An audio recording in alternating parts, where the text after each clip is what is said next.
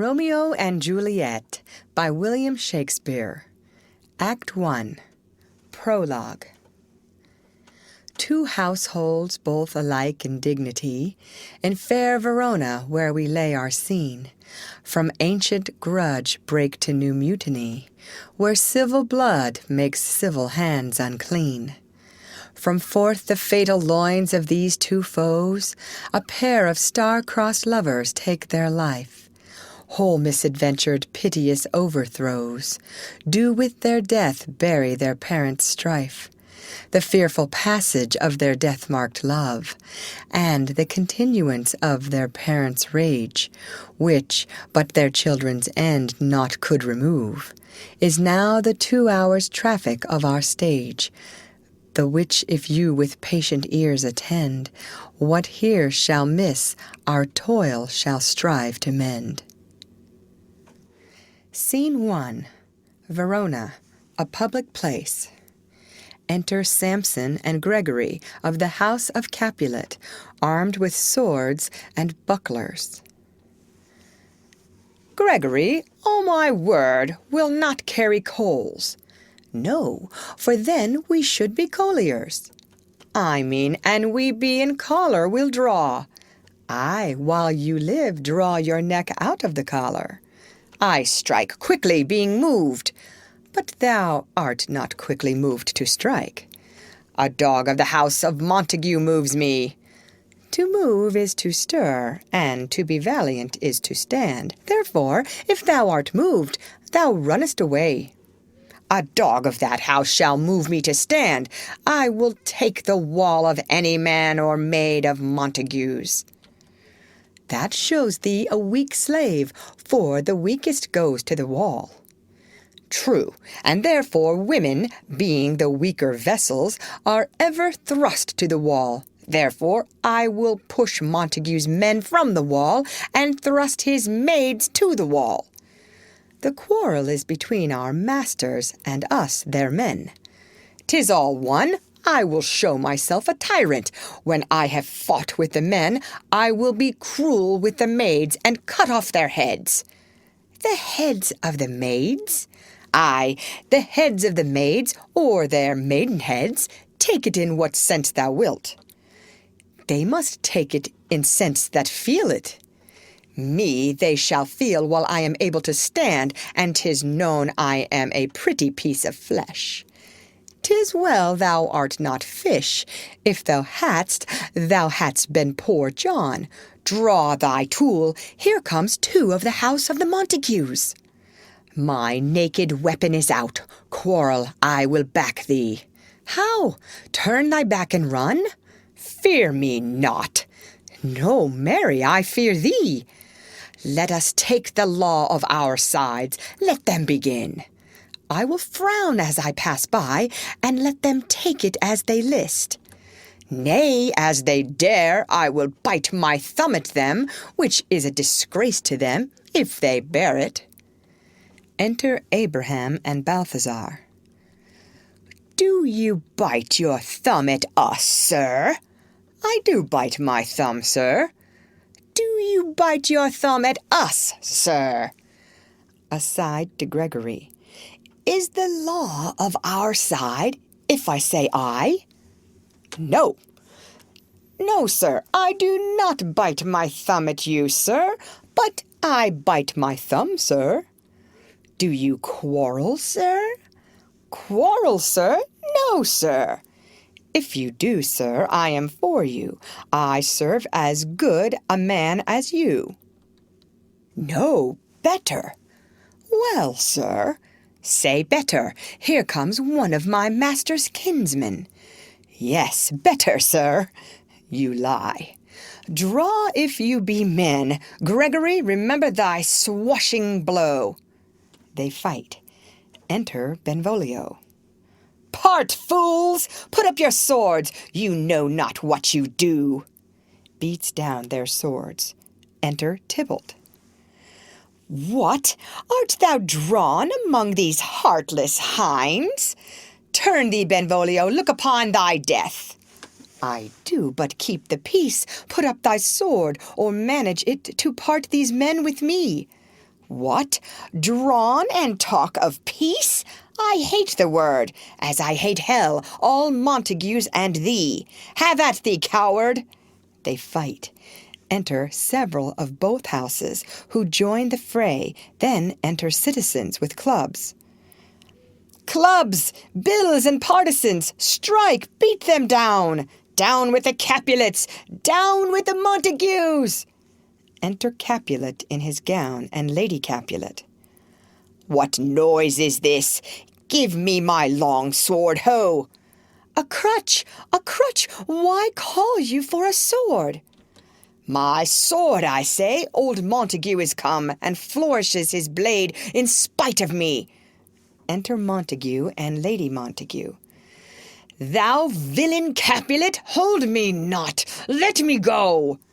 Thou shalt not stir a foot to seek a foe. Enter Prince with attendants.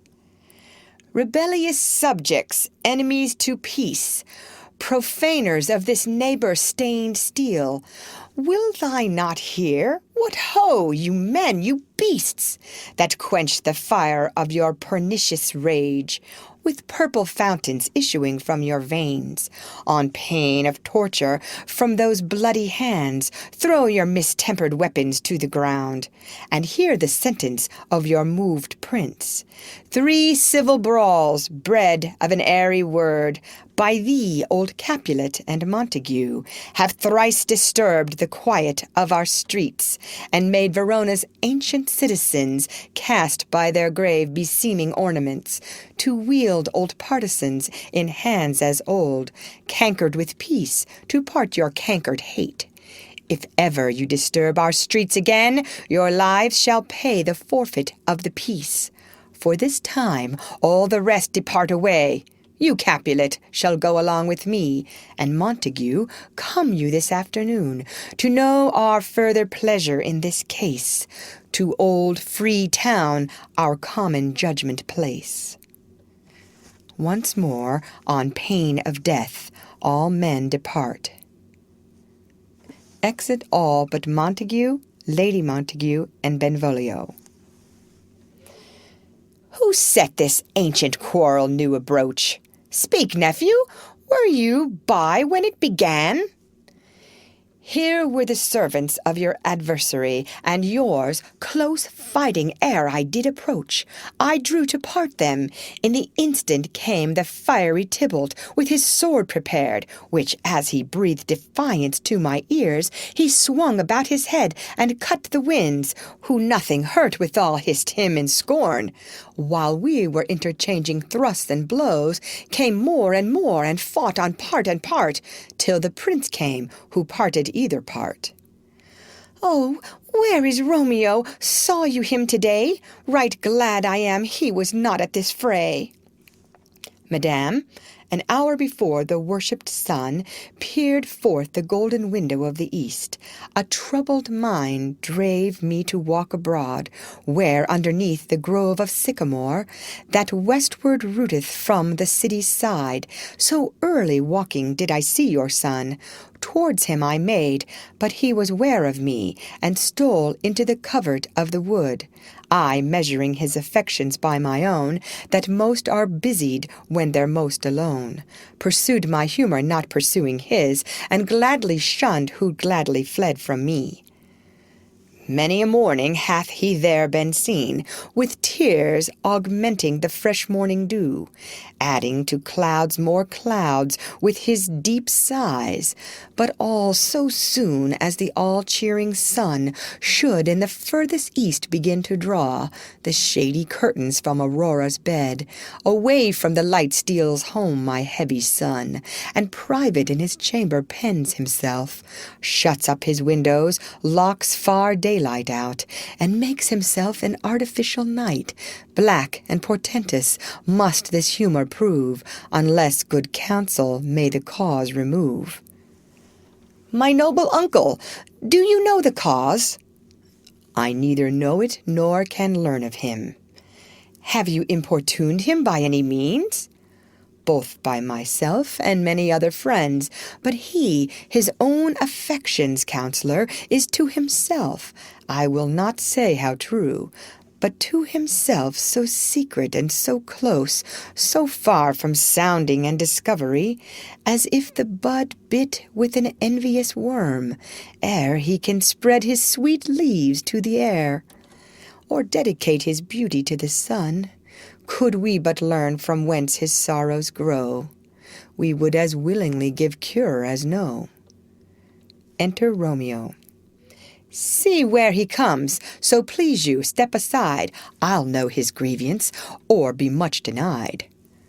I would thou wert so happy by thy stay, to hear true shrift. Come, madam, let's away. Exit Montague and Lady Montague. Good morrow, cousin. Is the day so long? But new struck 9. Ay me, sad hours seem long. Was that my father that went hence so fast? It was. What sadness lengthens Romeo's hours? Not having that, which having makes them short. In love?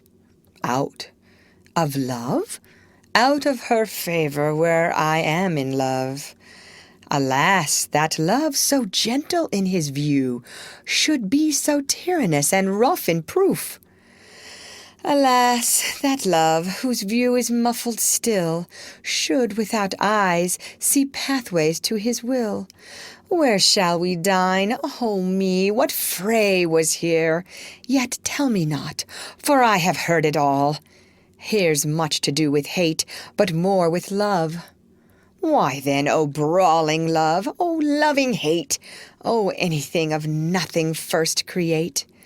O heavy lightness, serious vanity, misshapen chaos of well-seeing forms, feather of lead, bright smoke, cold fire, sick health, still waking sleep, that is not what it is. This love feel I, that feel no love in this. Dost thou not laugh? No, cause I rather weep. Good heart at what? At thy good heart's oppression. Why, such is love's transgression. Griefs of mine own lie heavy in my breast, which thou wilt propagate to have it pressed. With more of thine, this love that thou hast shown doth add more grief to too much of mine own. Love is a smoke raised with the fume of sighs, being purged, a fire sparkling in lovers' eyes, being vexed, a sea nourished with lovers' tears. What is it else? A madness most discreet, a choking gall, and a preserving sweet. Farewell, my coz. Soft, I will go along, and if you leave me so, you do me wrong. Tut, I have lost myself. I am not here. This is not Romeo. He's some other where. Tell me in sadness, who is that you love? What, shall I groan and tell thee? Groan? Why no, but sadly tell me who. Bid a sick man in sadness make his will. Ah, word ill urged to one that is so ill. In sadness, cousin, I do love a woman. I aimed so near when I supposed you loved. A right good mark, man, and she's fair I love. A right fair mark, fair coz, is soonest hit. Well, in that hit you miss, she'll not be hit. With Cupid's arrow, she hath Dian's wit, and in strong proof of chastity well armed, from love's weak childish bow she lives unharmed. She will not stay the siege of loving terms, nor bide the encounter of assailing eyes, nor ope her lap to saint-seducing gold. Oh, she is rich in beauty, only poor, that when she dies with beauty dies her store. Then she hath sworn that she will still live chaste. She hath, and in that sparing makes huge waste. For beauty starved with her severity cuts beauty off from all posterity. She is too fair, too wise, wisely too fair, to merit bliss by making me despair. She hath forsworn to love, and in that vow do I live dead that live to tell it now. Be ruled by me, forget to think of her. Oh, teach me how I should forget to think. By giving liberty unto thine eyes, examine other beauties.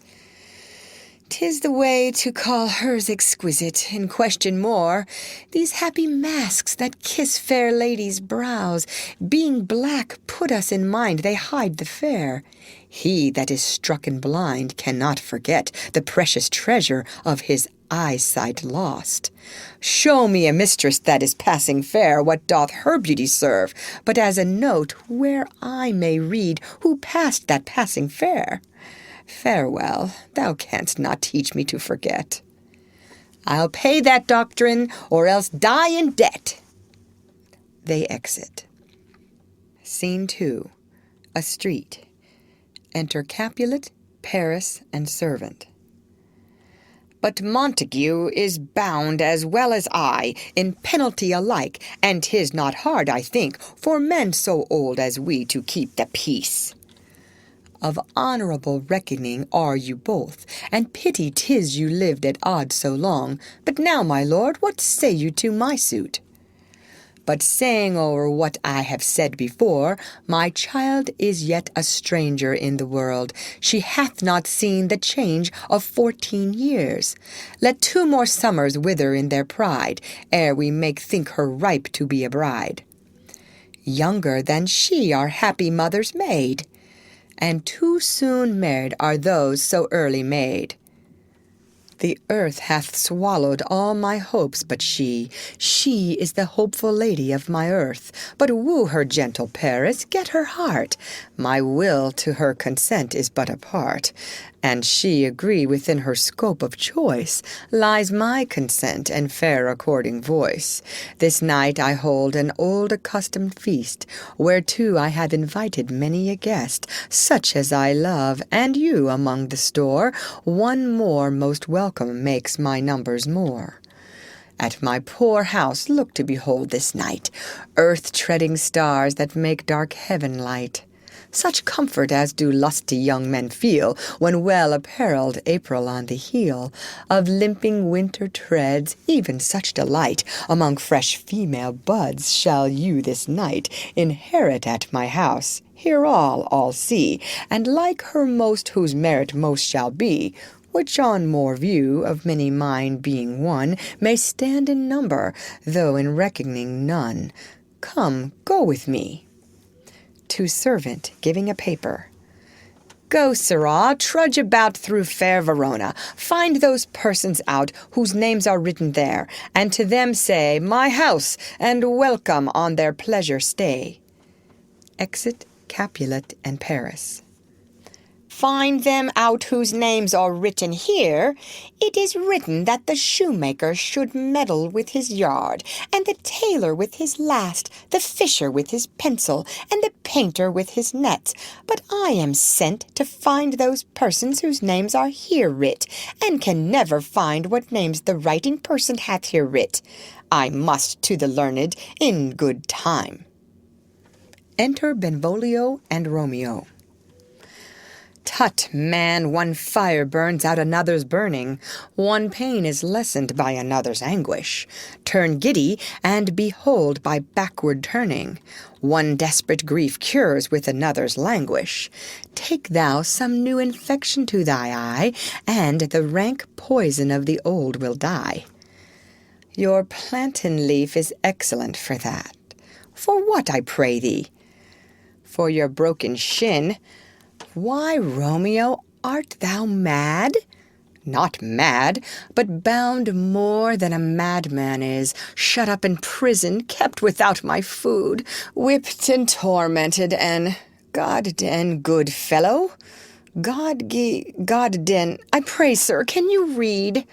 Ay, mine own fortune is my misery. Perhaps you have learned it without book, but I pray, can you read anything you see? Ay, if I know the letters and the language. Ye say honestly, rest you merry. Stay, fellow, I can read. Reads. Signor Martino and his wife and daughters, County Anselmi and his beauteous sisters, the lady widow of Vitravio, Signor Placentio and his lovely nieces, Mercutio and his brother Valentine, mine uncle Capulet, his wife and daughters, my fair niece Rosalind, Livia, Signor Valentio and his cousin Tybalt, Lucio and the lively Helena, a fair assembly. Whither should they come? Up. Whither? To supper, to our house. Whose house? My master's. Indeed, I should have asked you that before. Now I'll tell you without asking. My master is the great rich Capulet, and if you be not of the house of Montagues, I pray come and crush a cup of wine. Rest you merry. Exit. At this same ancient feast of Capulets sups the fair Rosalind, whom thou so lovest. With all the admired beauties of Verona, go thither, and with unattainted eye compare her face with some that I shall show, and I will make thee think thy swan a crow. When the devout religion of mine eye maintains such falsehood, then turn tears to fires, and these, who often drowned, could never die, transparent heretics, be burnt for liars.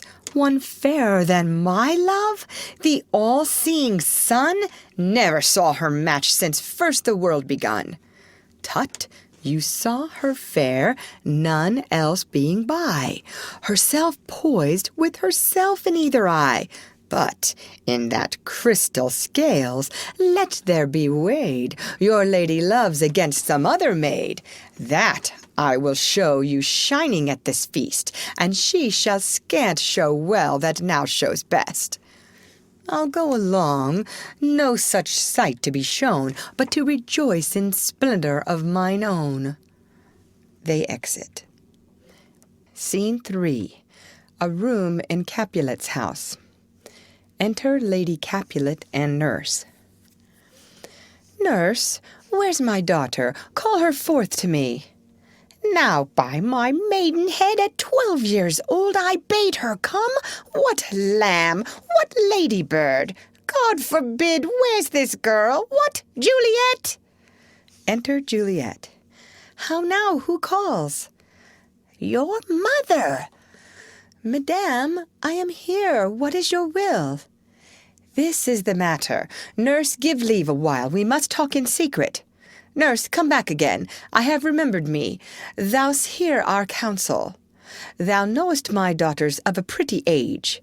Faith, I can tell her age unto an hour. She's not 14.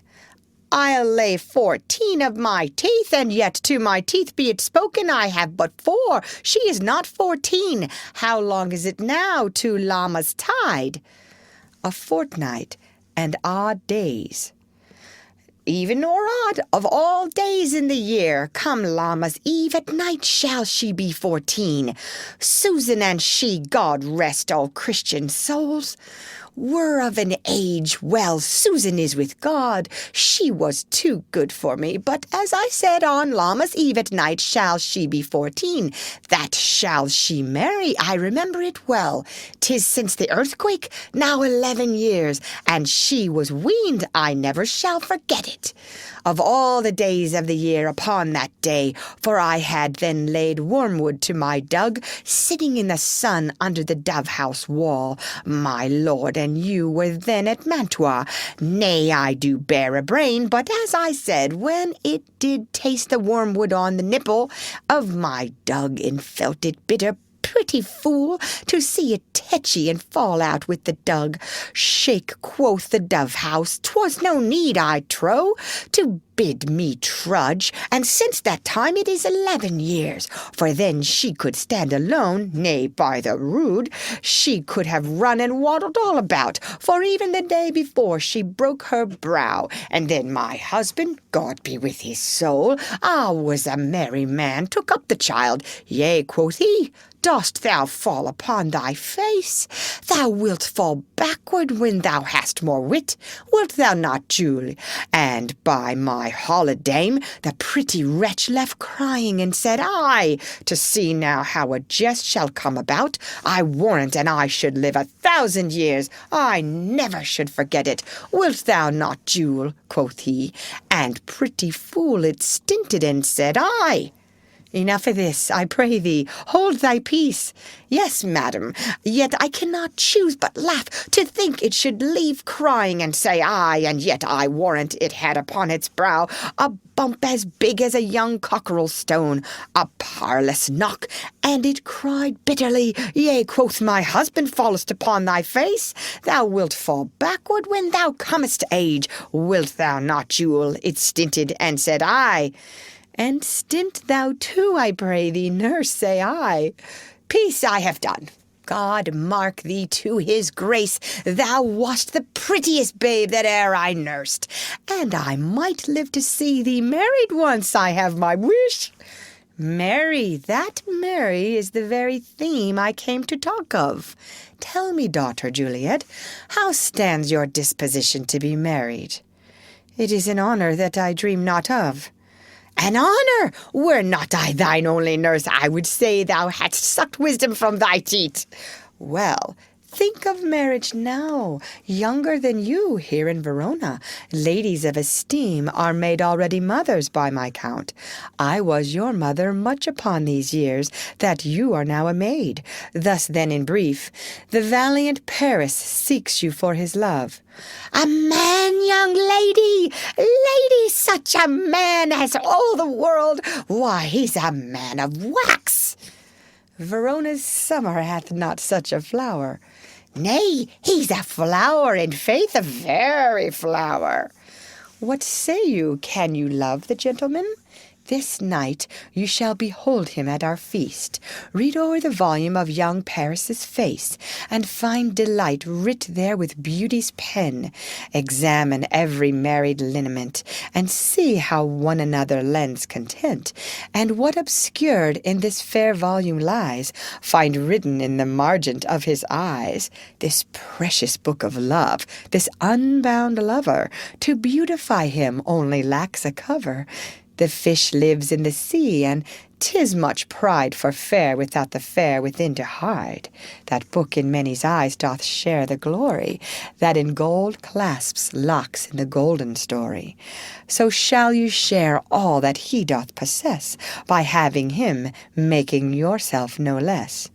No less, nay, bigger. Women grow by men. Speak briefly, can you like of Paris's love? I'll look to like, if looking, liking move, but no more deep will I endart mine eye than your consent gives strength to make it fly. Enter a servant. Madame, the guests are come, supper served up. You called, my young lady asked for, the nurse cursed in the pantry, and everything in extremity. I must hence to wait. I beseech you, follow straight. We follow thee. Exit servant. Juliet, the county stays. Go, girls, seek happy nights to happy days. They exit. Scene 4. A street. Enter Romeo, Mercutio, Benvolio, with 5 or 6 maskers, torch-bearers, and others. What, shall this speech be spoke for our excuse, or shall we on without apology? The date is out of such prolixity, we'll have no Cupid hoodwinked with a scarf, bearing a Tartar's painted bow of lath, scarring the ladies like a crow-keeper, nor no without book prologue faintly spoke after the prompter for our entrance. But let them measure us by what they will, we'll measure them a measure and be gone. Give me a torch. I am not for this ambling. Being but heavy, I will bear the light. Nay, gentle Romeo, we must have you dance. Not I, believe me. You have dancing shoes with nimble soles. I have a soul of lead, so stakes me to the ground I cannot move. You are a lover. Borrow Cupid's wings, and soar with them above a common bound. I am too sore and pierced with his shaft to soar with his light feathers, and so bound I cannot bound a pitch above dull woe. Under love's heavy burden do I sink. And to sink in it should you burden love, too great oppression for a tender thing. Is love a tender thing? It is too rough, too rude, too boisterous, and it pricks like thorn. If love be rough with you, be rough with love. Prick love for pricking, and you beat love down. Give me a case to put my visage in, a visor for a visor. What care I what curious eye doth quote deformities? Here are the beetle brows shall blush for me. Come, knock, and enter, and no sooner in, but every man betake him to his legs. A torch for me. Let wantons light of heart tickle the senseless rushes with their heels, for I am proverbed with a grandsire phrase, I'll be a candle holder and look on. The game was ne'er so fair, and I am done. Tut!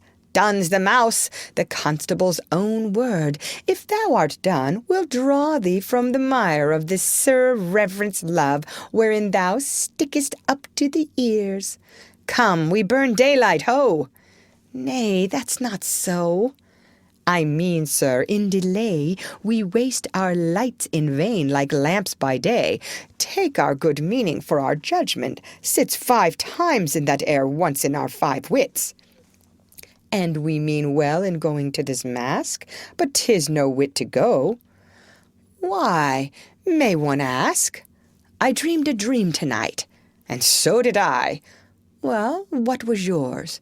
That dreamers often lie in bed asleep while they do dream things true.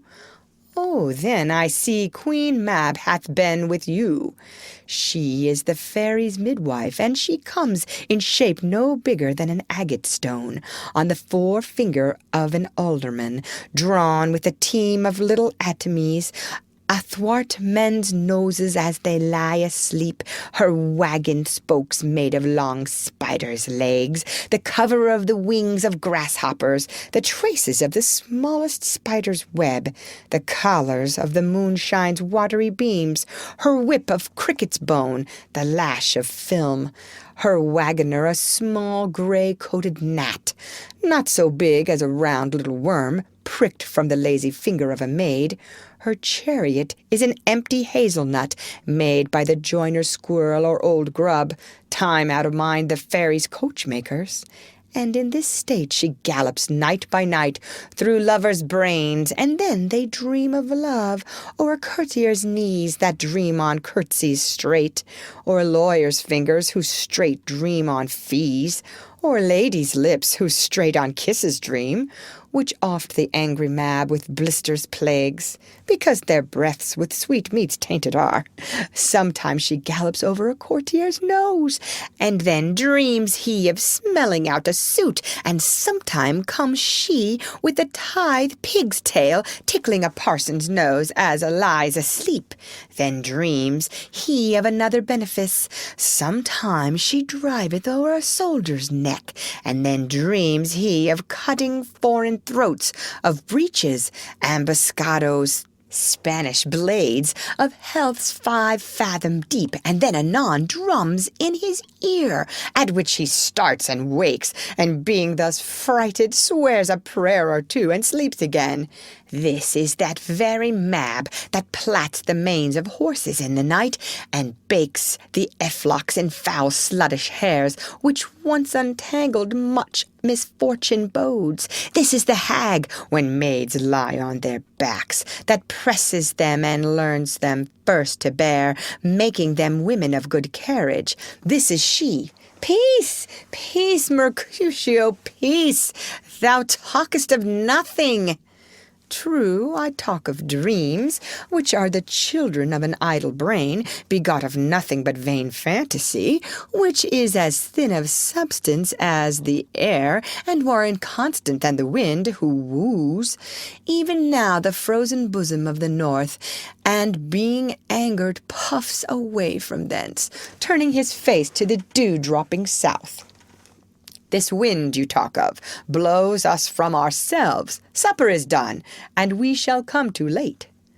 I fear too early, for my mind misgives some consequence yet hanging in the stars shall bitterly begin his fearful date with this night's revels and expire the term of a despised life closed in my breast by some vile forfeit of untimely death. But he that hath the steerage of my course, direct my sail, O lusty gentleman. Strike drum! They exit. Scene 5. A hall in Capulet's house. Musicians waiting. Enter serving men with napkins. Where's Potpan, that he helps not to take away? He shift a trencher, he scrape a trencher. When good manners shall lie all in one or two men's hands, and they unwashed too, 'tis a foul thing. Away with the joint stools, remove the court cupboard, look to the plate.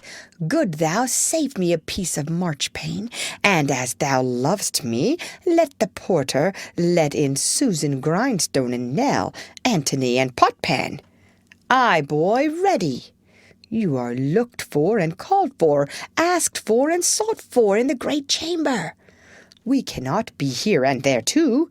Cheerly, boys, be brisk a while, and the longer liver take all. Enter Capulet with Juliet and others of his house, meeting the guests and maskers.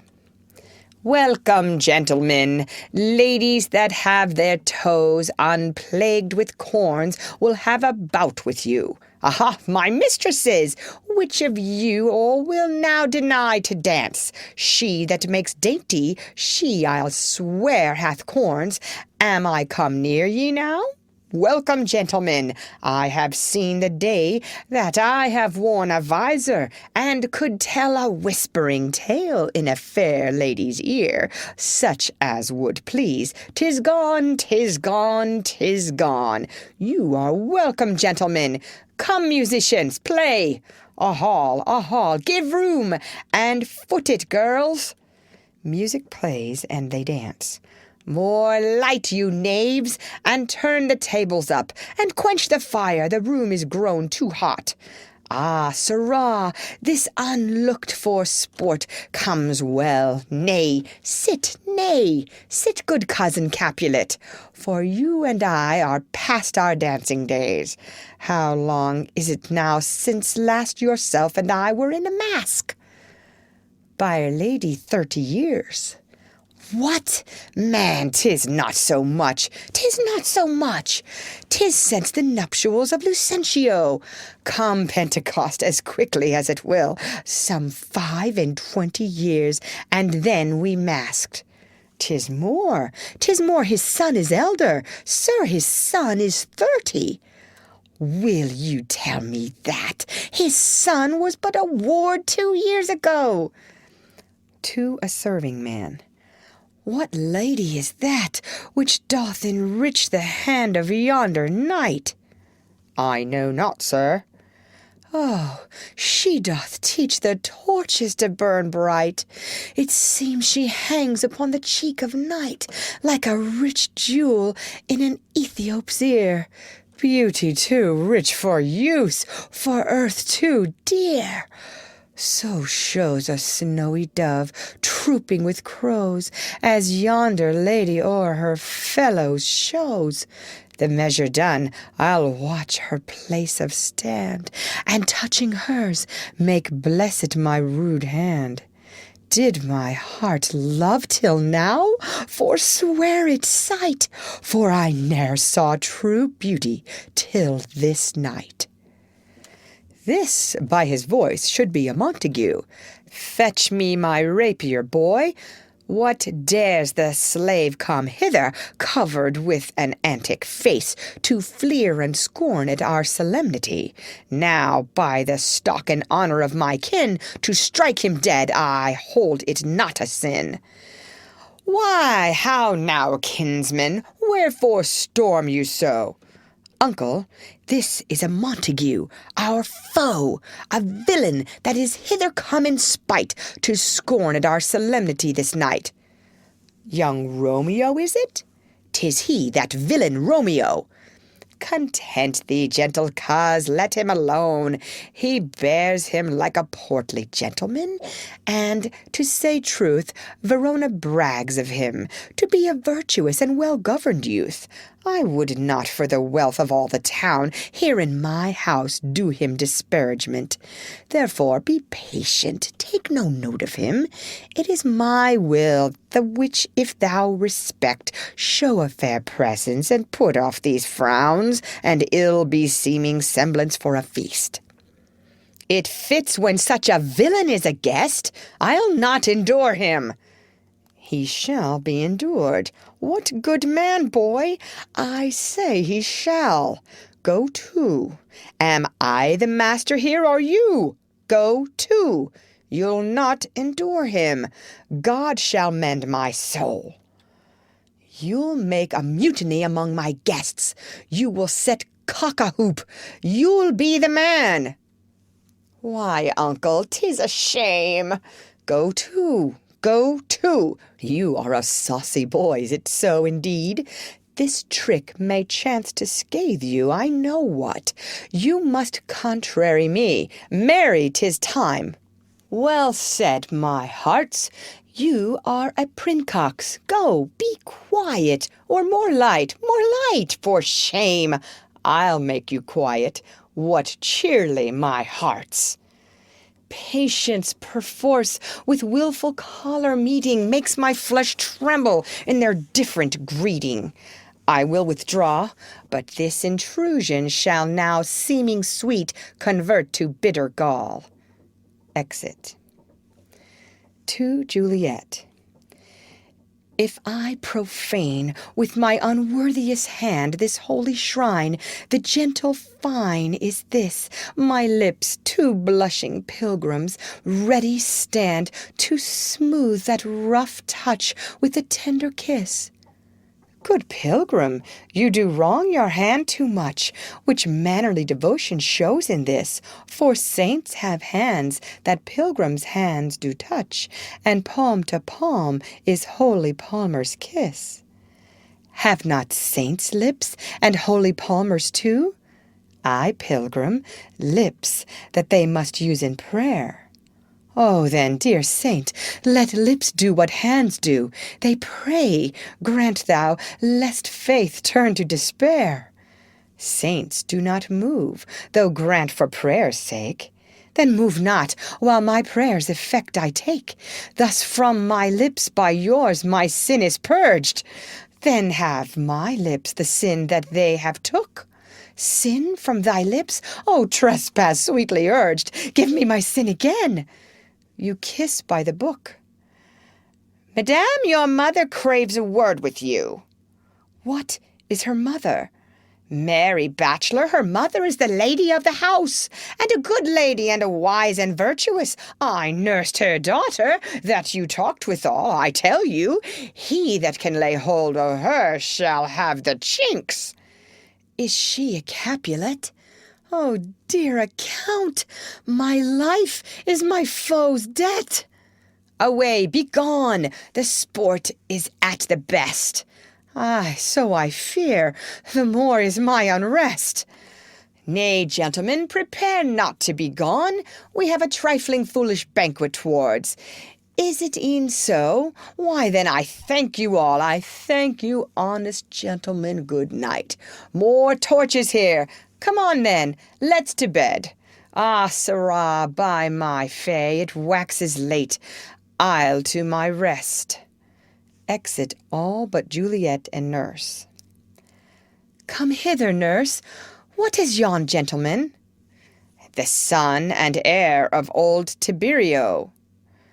What's he that now is going out of door? Marry, that, I think, be young Petruchio. What's he that follows there that would not dance? I know not. Go ask his name, if he be married. My grave is like to be my wedding bed. His name is Romeo, and a Montague, the only son of your great enemy. My only love sprung from my only hate, too early seen unknown, and known too late. Prodigious birth of love it is to me, that I must love a loathed enemy. What's this? What's this? A rhyme I learned even now, of one I danced withal. One calls within Juliet. Anon! Anon! Come, let's away, the strangers are all gone. They exit. End of Act 1. Act 2, Prologue. Enter chorus. Now old desire doth in his deathbed lie, and young affection gapes to be his heir. That fair for which love groaned for and would die, with tender Juliet matched is now not fair. Now Romeo is beloved and loves again, alike betwitched by the charm of looks, but to his foe supposed he must complain, and she steal love's sweet bait from fearful hooks. Being held a foe, he may not have access to breathe such vows as lovers use to swear, and she as much in love her means much less to meet her new beloved anywhere. But passion lends them power time means to meet, tempering extremities with extreme sweet. Exit. Scene 1. A lane by the wall of Capulet's orchard. Enter Romeo. Can I go forward when my heart is here? Turn back, dull earth, and find thy centre out. He climbs the wall and leaps down within it. Enter Benvolio and Mercutio. Romeo! My cousin Romeo! He is wise, and on my lie hath stolen him home to bed. He ran this way, and leaped this orchard wall. Call, good Mercutio. Nay, I'll conjure too.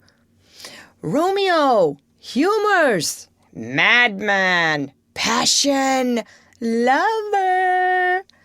Appear thou in the likeness of a sigh. Speak but one rhyme, and I am satisfied. Cry but I me. Pronounce but love and dove. Speak to my gossip Venus one fair word, one nickname for her purblind son and heir. Young Adam Cupid, he that shot so trim, when King Cophetua loved the beggar maid. He heareth not, he stirreth not, he moveth not. The ape is dead, and I must conjure him. I conjure thee by Rosalind's bright eyes, by her high forehead and her scarlet lip, by her fine foot, straight leg, and quivering thigh, and the domains that there adjacent lie, that in thy likeness thou appear to us. And if he hear thee, thou wilt anger him. This cannot anger him. 'Twould anger him to raise a spirit in his mistress' circle, of some strange nature, letting it there stand till she had laid it and conjured it down. That were some spite. My invocation is fair and honest, and in his mistress's name I conjure only but to raise him up. Come, he hath hid himself among these trees, to be consorted with the humorous night. Blind is his love, and best befits the dark. If love be blind, love cannot hit the mark. Now will he sit under a medlar tree, and wish his mistress were that kind of fruit as maids call medlars when they laugh alone? Romeo, that she were, oh, that she were an open, etc., thou a pauper and pear. Romeo, good night. I'll to my truckle bed. This field bed is too cold for me to sleep. Come, shall we go? Go then, for 'tis in vain to seek him here that means not to be found. They exit. Scene 2. Capulet's orchard. Enter Romeo. He jests at scars that never felt a wound. Juliet appears above at a window. But soft, what light through yonder window breaks? It is the east, and Juliet is the sun. Arise, fair sun, and kill the envious moon, who is already sick and pale with grief, that thou her maid art fair, more fair than she. Be not her maid, since she is envious. Her vestal livery is but sick and green, and none but fools do wear it. Cast it off. It is my lady.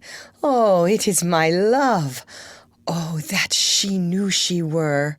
She speaks, yet she says nothing. What of that? Her eye discourses. I will answer it. I am too bold. 'Tis not to me she speaks. Two of the fairest stars in all the heaven, having some business, do entreat her eyes to twinkle in their spheres till they return. What if her eyes were there, they in her head? The brightness of her cheek would shame those stars. As daylight doth a lamp, her eyes in heaven would through the airy region stream so bright that birds would sing and think it were not night. See how she leans her cheek upon her hand. Oh, that I were a glove upon that hand, that I might touch that cheek. Ay me! She speaks. Oh, speak again, bright angel, for thou art as glorious to this night, being o'er my head, as is a winged messenger of heaven unto the white upturned wondering eyes of mortals that fall back to gaze on him when he bestrides the lazy pacing clouds and sails upon the bosom of the air. Oh, Romeo, Romeo, wherefore art thou Romeo? Deny thy father, and refuse thy name. Or, if thou wilt not, be but sworn my love, and I'll no longer be a Capulet. Aside. Shall I hear more, or shall I speak at this? 'Tis but thy name that is my enemy. Thou art thyself, though not a Montague. What's Montague? It is nor hand, nor foot, nor arm, nor face, nor any other part belonging to a man. Oh, be some other name. What's in a name? That which we call a rose by any other name would smell as sweet. So Romeo would, were he not Romeo called, retain that dear perfection which he owes without that title. Romeo doth thy name, and for that name, which is no part of thee, take all myself. I take thee at thy word. Call me but love, and I'll be new baptized. Henceforth I never will be Romeo. What man art thou that thus be screened in night, so stumblest on my counsel? By a name I know not how to tell thee who I am. My name, dear saint, is hateful to myself, because it is an enemy to thee. Had I it written, I would tear the word. My ears have not yet drunk 100 words of that tongue's utterance, yet I know the sound. Art thou not Romeo and a Montague? Neither, fair saint, if either thee dislike. How camest thou hither? Tell me, and wherefore? The orchard walls are high and hard to climb, and the place death, considering who thou art, if any of my kinsmen find thee here. With love's light wings did I o'erperch these walls, for stony limits cannot hold love out, and what love can do that dares love attempt? Therefore thy kinsmen are no let to me. If they do see thee, they will murder thee. Alack, there lies more peril in thine eye than 20 of their swords. Look thou but sweet, and I am proof against their enmity. I would not for the world they saw thee here. I have night's cloak to hide me from their sight. And but thou love me, let them find me here. My life were better ended by their hate than death prorogued wanting of thy love. By whose direction foundest thou out this place? by love, who first did prompt me to inquire. He lent me counsel, and I lent him eyes. I am no pilot, yet wert thou as far as that vast shore washed with the farthest sea, I would adventure for such merchandise. Thou knowest the mask of night is on my face, else would a maiden blush bepaint my cheek for that which thou hast heard me speak to-night. Fain would I dwell on form, fain deny what I have spoke, but farewell compliment. Dost thou love me? I know thou wilt say aye, and I will take thy word. Yet, if thou swearest, thou mayst prove false at lovers' perjuries. Then say, Jove laughs, O gentle Romeo, if thou dost love, pronounce it faithfully. Or, if thou think'st I am too quickly won, I'll frown and be perverse, and say thee nay, so thou wilt woo, but else not for the world. In truth, fair Montague, I am too fond, and therefore thou mayest think my behaviour light. But trust me, gentlemen, I'll prove more true than those that have more cunning to be strange. I should have been more strange, I must confess, but that thou overheardest ere I was ware, my true love's passion, therefore pardon me, and not impute this yielding to light love, which the dark night hath so discovered. Lady, by yonder blessed moon I swear, that tips with silver all these fruit tree-tops. Oh, swear not by the moon, the inconstant moon, that monthly changes in her circled orb, lest that thy love prove likewise variable. What shall I swear by? Do not swear at all, or, if thou wilt, swear by thy gracious self, which is the god of my idolatry, and I'll believe thee. If my heart's dear love, well, do not swear, although I joy in thee. I have no joy of this contract to-night. It is too rash, too unadvised, too sudden, too like the lightning, which doth cease to be, ere one can say it lightens. Sweet good night. This bud of love by summer's ripening breath may prove a beauteous flower when next we meet. Good night, as sweet repose and rest come to thy heart as that within my breast. Oh, wilt thou leave me so unsatisfied? What satisfaction canst thou have to-night? The exchange of thy love's faithful vow for mine. I gave thee mine before thou didst request it, and yet I would it were to give again. Wouldst thou withdraw it? For what purpose, love? But to be frank, and give it thee again, and yet I wish, but for the thing I have, my bounty is as boundless as the sea, my love as deep. The more I give to thee, the more I have, for both are infinite. Nurse calls within. I hear some noise within. Dear love, adieu. Anon, good nurse. Sweet Montague, be true. Stay but a little, I will come again. Exit above. Oh, blessed night, I am afeard. Being in night, all this is but a dream, too flattering sweet to be substantial. Re-enter Juliet above. 3 words, dear Romeo, and good night indeed. If that thy bent of love be honourable, thy purpose marriage, send me word to-morrow, by one that I'll procure to come to thee, where and what time thou wilt perform the rite. And all my fortunes at thy foot I'll lay, and follow thee, my lord, throughout the world. Within. Madam, I come anon. But if thou meanest not well, I do beseech thee. Within. Madam! By and by I come. To cease thy suit, and leave me to my grief, to-morrow will I send. So thrive my soul. 1,000 times good night. Exit above. 1,000 times the worse to want thy light. Love goes toward love as schoolboys from their books, but love from love toward school with heavy looks. Retiring. Re-enter Juliet above. Hist, Romeo, hist! Oh, for a falconer's voice to lure this tasseled gentle back again! Bondage is hoarse, and may not speak aloud. Else would I tear the cave where echo lies, and make her airy tongue more hoarse than mine, with repetition of my Romeo's name. It is my soul that calls upon my name. How silver sweet sounds lovers' tongues by night, like softest music to attending ears. Romeo, my dear, at what o'clock tomorrow shall I send to thee? At the hour of 9.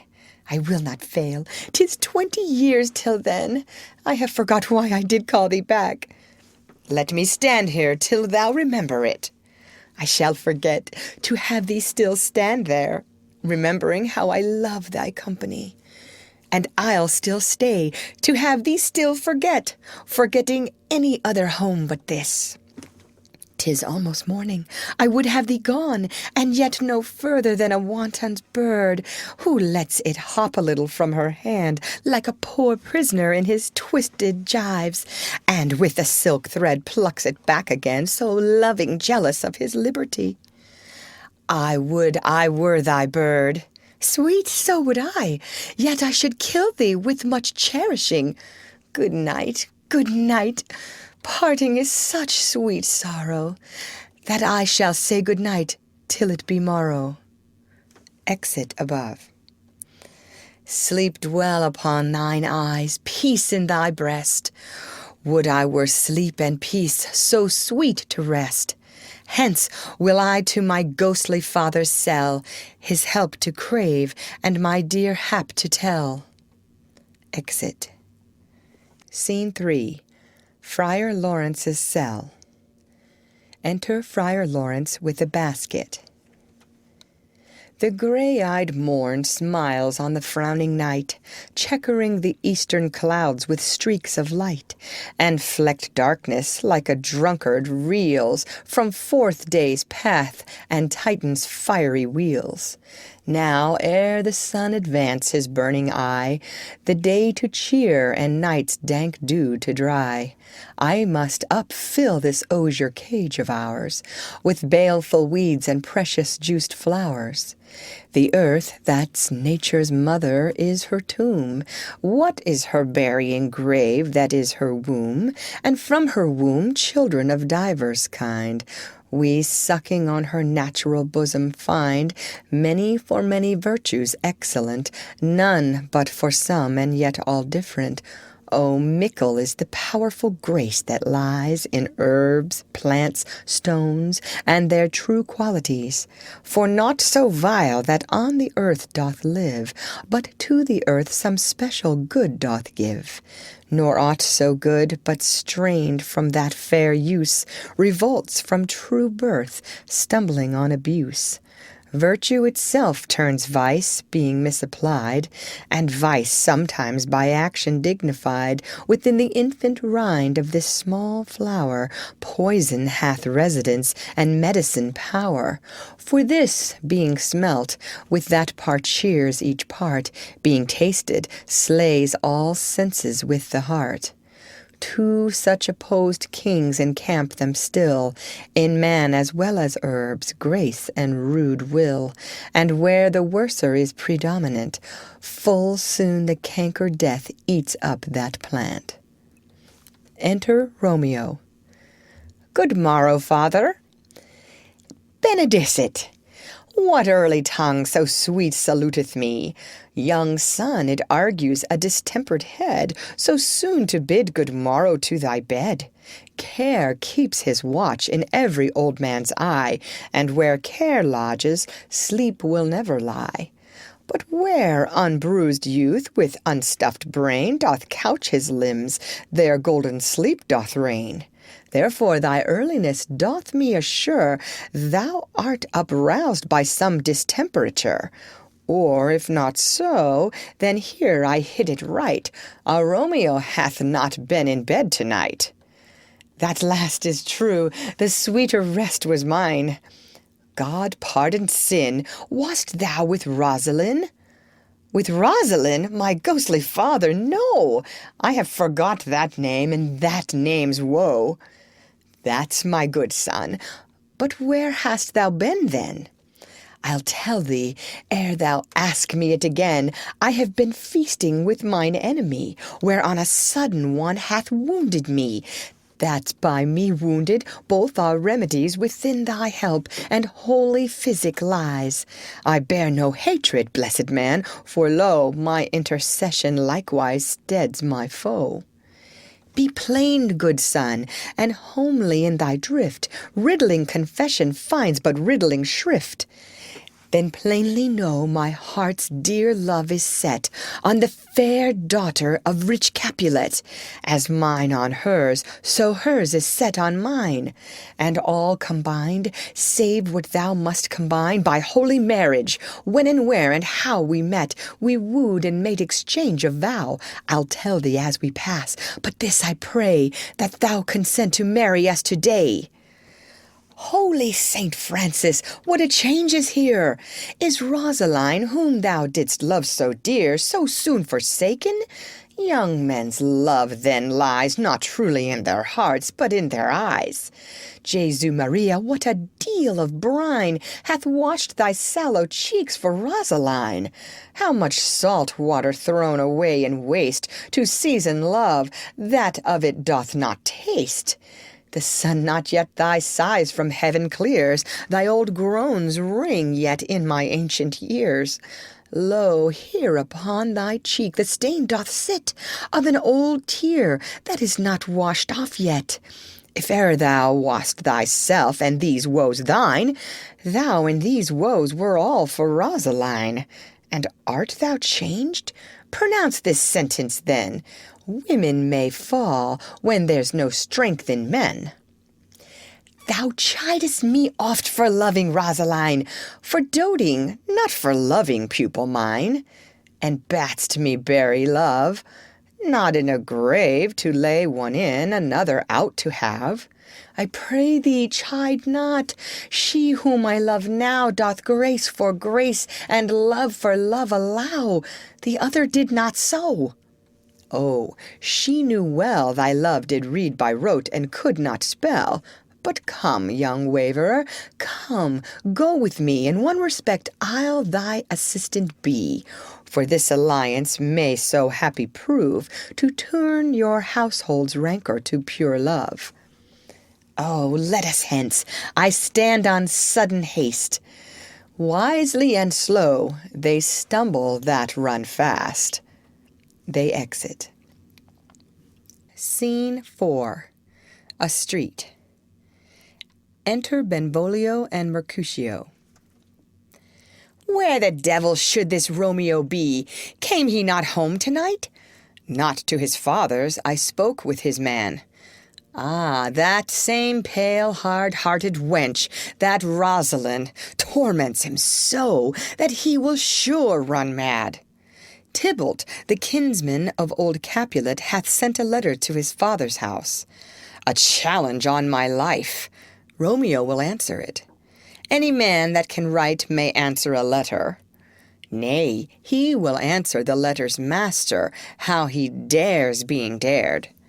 Alas, poor Romeo, he is already dead, stabbed with a white wench's black eye, shot through the ear with a love song, the very pin of his heart cleft with the blind bow-boy's butt-shaft. And is he a man to encounter Tybalt? Why, what is Tybalt? More than prince of cats, I can tell you. Oh, he is the courageous captain of compliments. He fights as you sing prick song, keeps time, distance, and proportion. Rest me his minim rest, 1, 2, and the third in your bosom, the very butcher of a silk button, a duellist, a gentleman of the very first house, of the first and second cause. Ah, the immortal passado, the punto reverso, the high. The what? The pox of such antic, lisping, affecting fantasticos, these new tuners of accents. By Jesu, a very good blade, a very tall man, a very good whore. Why, is not this a lamentable thing, grandsire, that we should be thus afflicted with these strange flies, these fashion-mongers, these perdona me's, who stand so much on the new form that they cannot at ease on the old bench? Oh, their bones, their bones! Enter Romeo. Here comes Romeo, here comes Romeo, without his roe, like a dried herring, flesh, flesh, how art thou fishified? Now is he for the numbers that Petrarch flowed in? Laura to his lady was but a kitchen wench, Mary she had a better love to berhyme her, Dido a dowdy, Cleopatra a gypsy, Helen and Hero hildings and harlots, Thisbe a grey eye or so, but not to the purpose. Signor Romeo, bonjour! There's a French salutation to your French slop. You gave us the counterfeit fairly last night. Good morrow to you both. What counterfeit did I give you? The ship, sir, the slip. Can you not conceive? Pardon, good Mercutio, my business was great, and in such a case as mine a man may strain courtesy. That's as much as to say such a case as yours constrains a man to bow in the hams, meaning to curtsy. Thou hast most kindly hit it, a most courteous exposition. Nay, I am the very pink of courtesy. Pink for flower? Right. Why, then is my pump well flowered. Well said. Follow me this jest now till thou hast worn out thy pump, that when the single soul of it is worn, the jest may remain after the wearing soul singular. O single soul jest, solely singular for the singleness. Come between us, good Benvolio, my wits faint. Switch and spurs, or I'll cry a match. Nay, if thy wits run the wild goose chase, I have done, for thou hast more of the wild goose in one of thy wits than I am sure I have in my whole 5. Was I with you there for the goose? Thou wast never with me for anything when thou wast not there for the goose. I will bite thee by the ear for that jest. Nay, good goose, bite not. Thy wit is a very bitter sweeting. It is a most sharp sauce. And is it not well served into a sweet goose? Oh, here's a wit of Cheverel that stretches from an inch narrow to an ell broad. I stretch it out for that word broad, which added to the goose, proves thee far and wide a broad goose. Why, is not this better now than groaning for love? Now art thou sociable, now art thou Romeo, now art thou what thou art, by art as well as by nature. For this drivelling love is like a great natural that runs lolling up and down to hide his bauble in a hole. Stop there, stop there. Thou desirest me to stop in my tale against the hair? Thou wouldst else have made thy tale large. Oh, thou art deceived. I would have made it short, for I was come to the whole depth of my tale, and meant indeed to occupy the argument no longer. Here's goodly gear. Enter nurse and Peter. A sail, a sail! Two, a shirt and a smock. Peter, anon! My fan, Peter. Good Peter, to hide her face, for her fan's the fairer face. God ye good morrow, gentlemen. God ye good den, fair gentlewoman. Is it good den? 'Tis no less, I tell you, for the bawdy hand of the dial is now upon the prick of noon. Out upon you! What a man are you! One gentlewoman that God hath made for himself to mar. By my troth, it is well said, for himself to mar. Quotha, gentlemen, can any of you tell me where I may find the young Romeo? I can tell you, but young Romeo will be older when you have found him than he was when you sought him. I am the youngest of that name, for fault of a worse. You say well. Yea, is the worst well? Very well took, i' faith, wisely, wisely. If you be he, sir, I desire some confidence with you. She will indict him to some supper.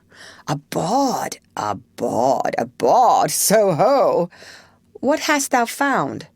No hare, sir, unless a hare, sir, in a Lenten pie, that is something stale or hoar ere it be spent. Sings. An old hare whore and an old hare whore is very good meat in Lent, but a hare that is whore is too much for a score when it whores ere it be spent. Romeo, will you come to your father's? We'll to dinner thither. I will follow you. Farewell, ancient lady, farewell. Singing, lady, lady, lady. Exit Mercutio and Benvolio. Marry, farewell. I pray you, sir, what saucy merchant was this that was so full of his ropery?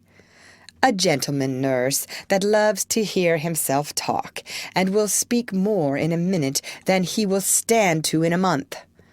Anna, speak anything against me, I'll take him down.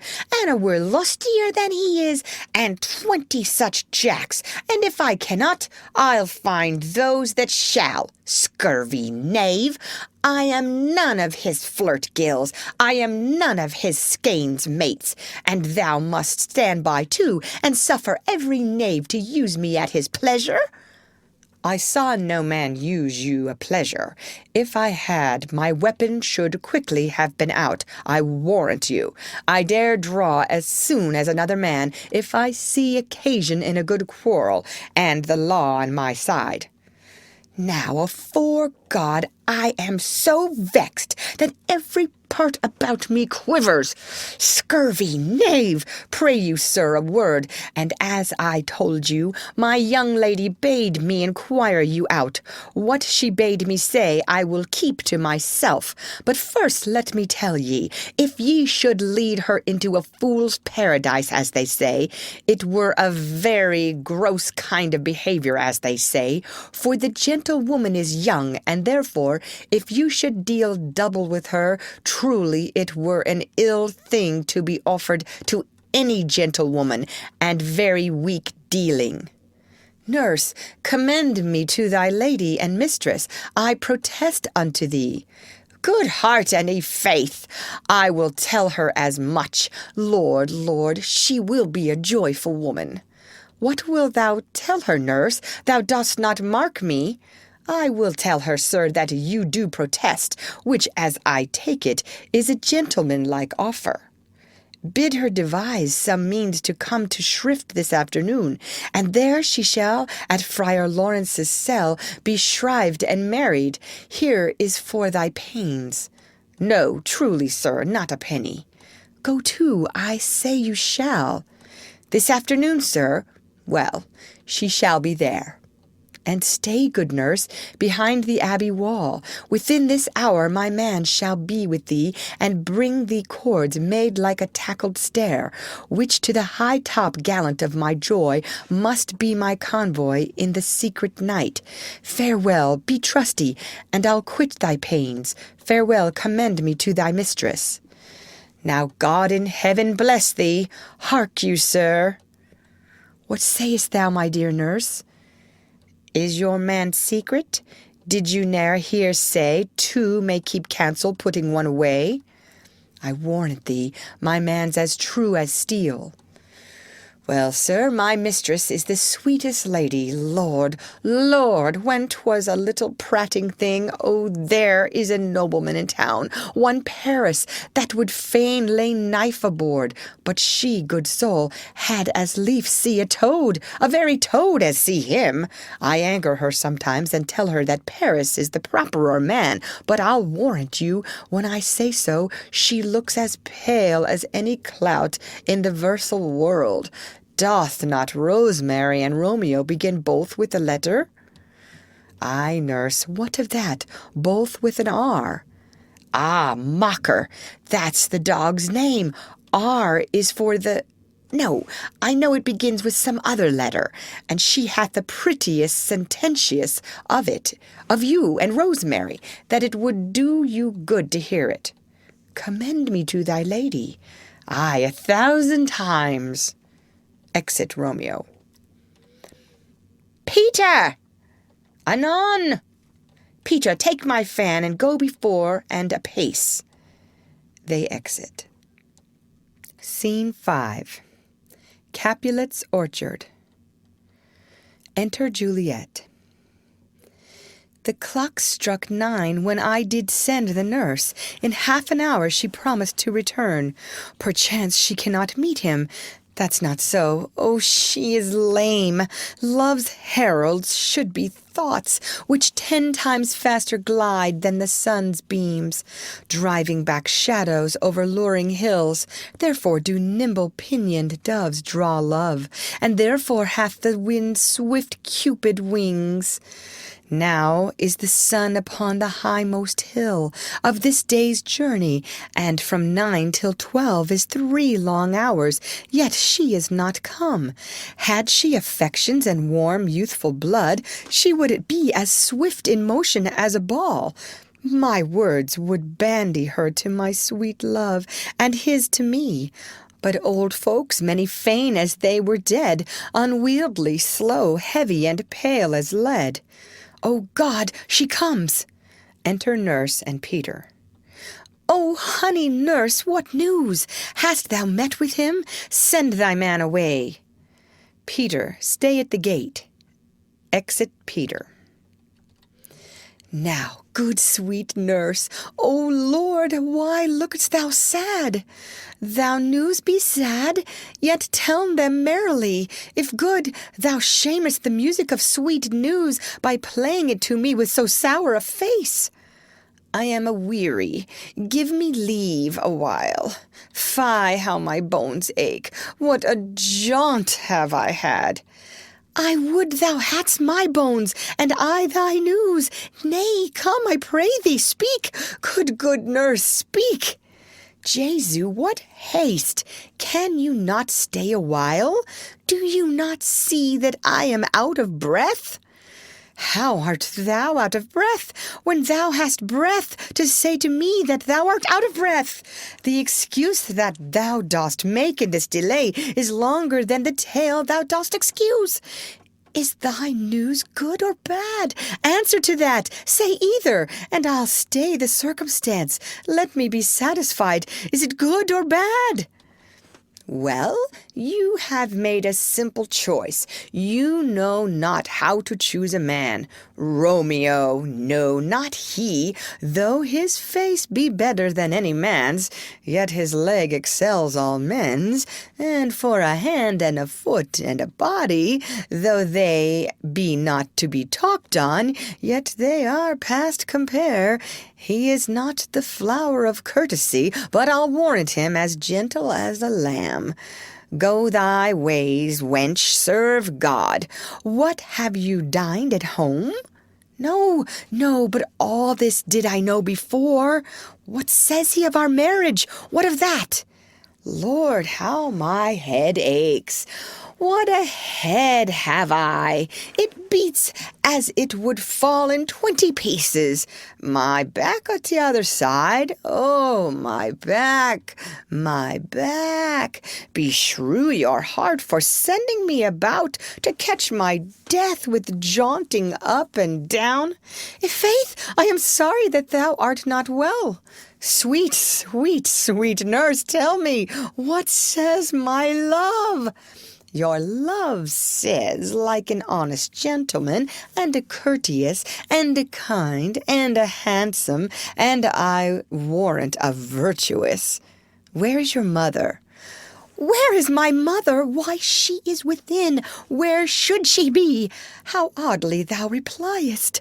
Your love says, like an honest gentleman. Where is your mother? Oh, God's lady dear, are you so hot? Mary, come up, I trow. Is this the poultice for my aching bones? Henceforward, do your messages yourself. here's such a coil. Come, what says Romeo?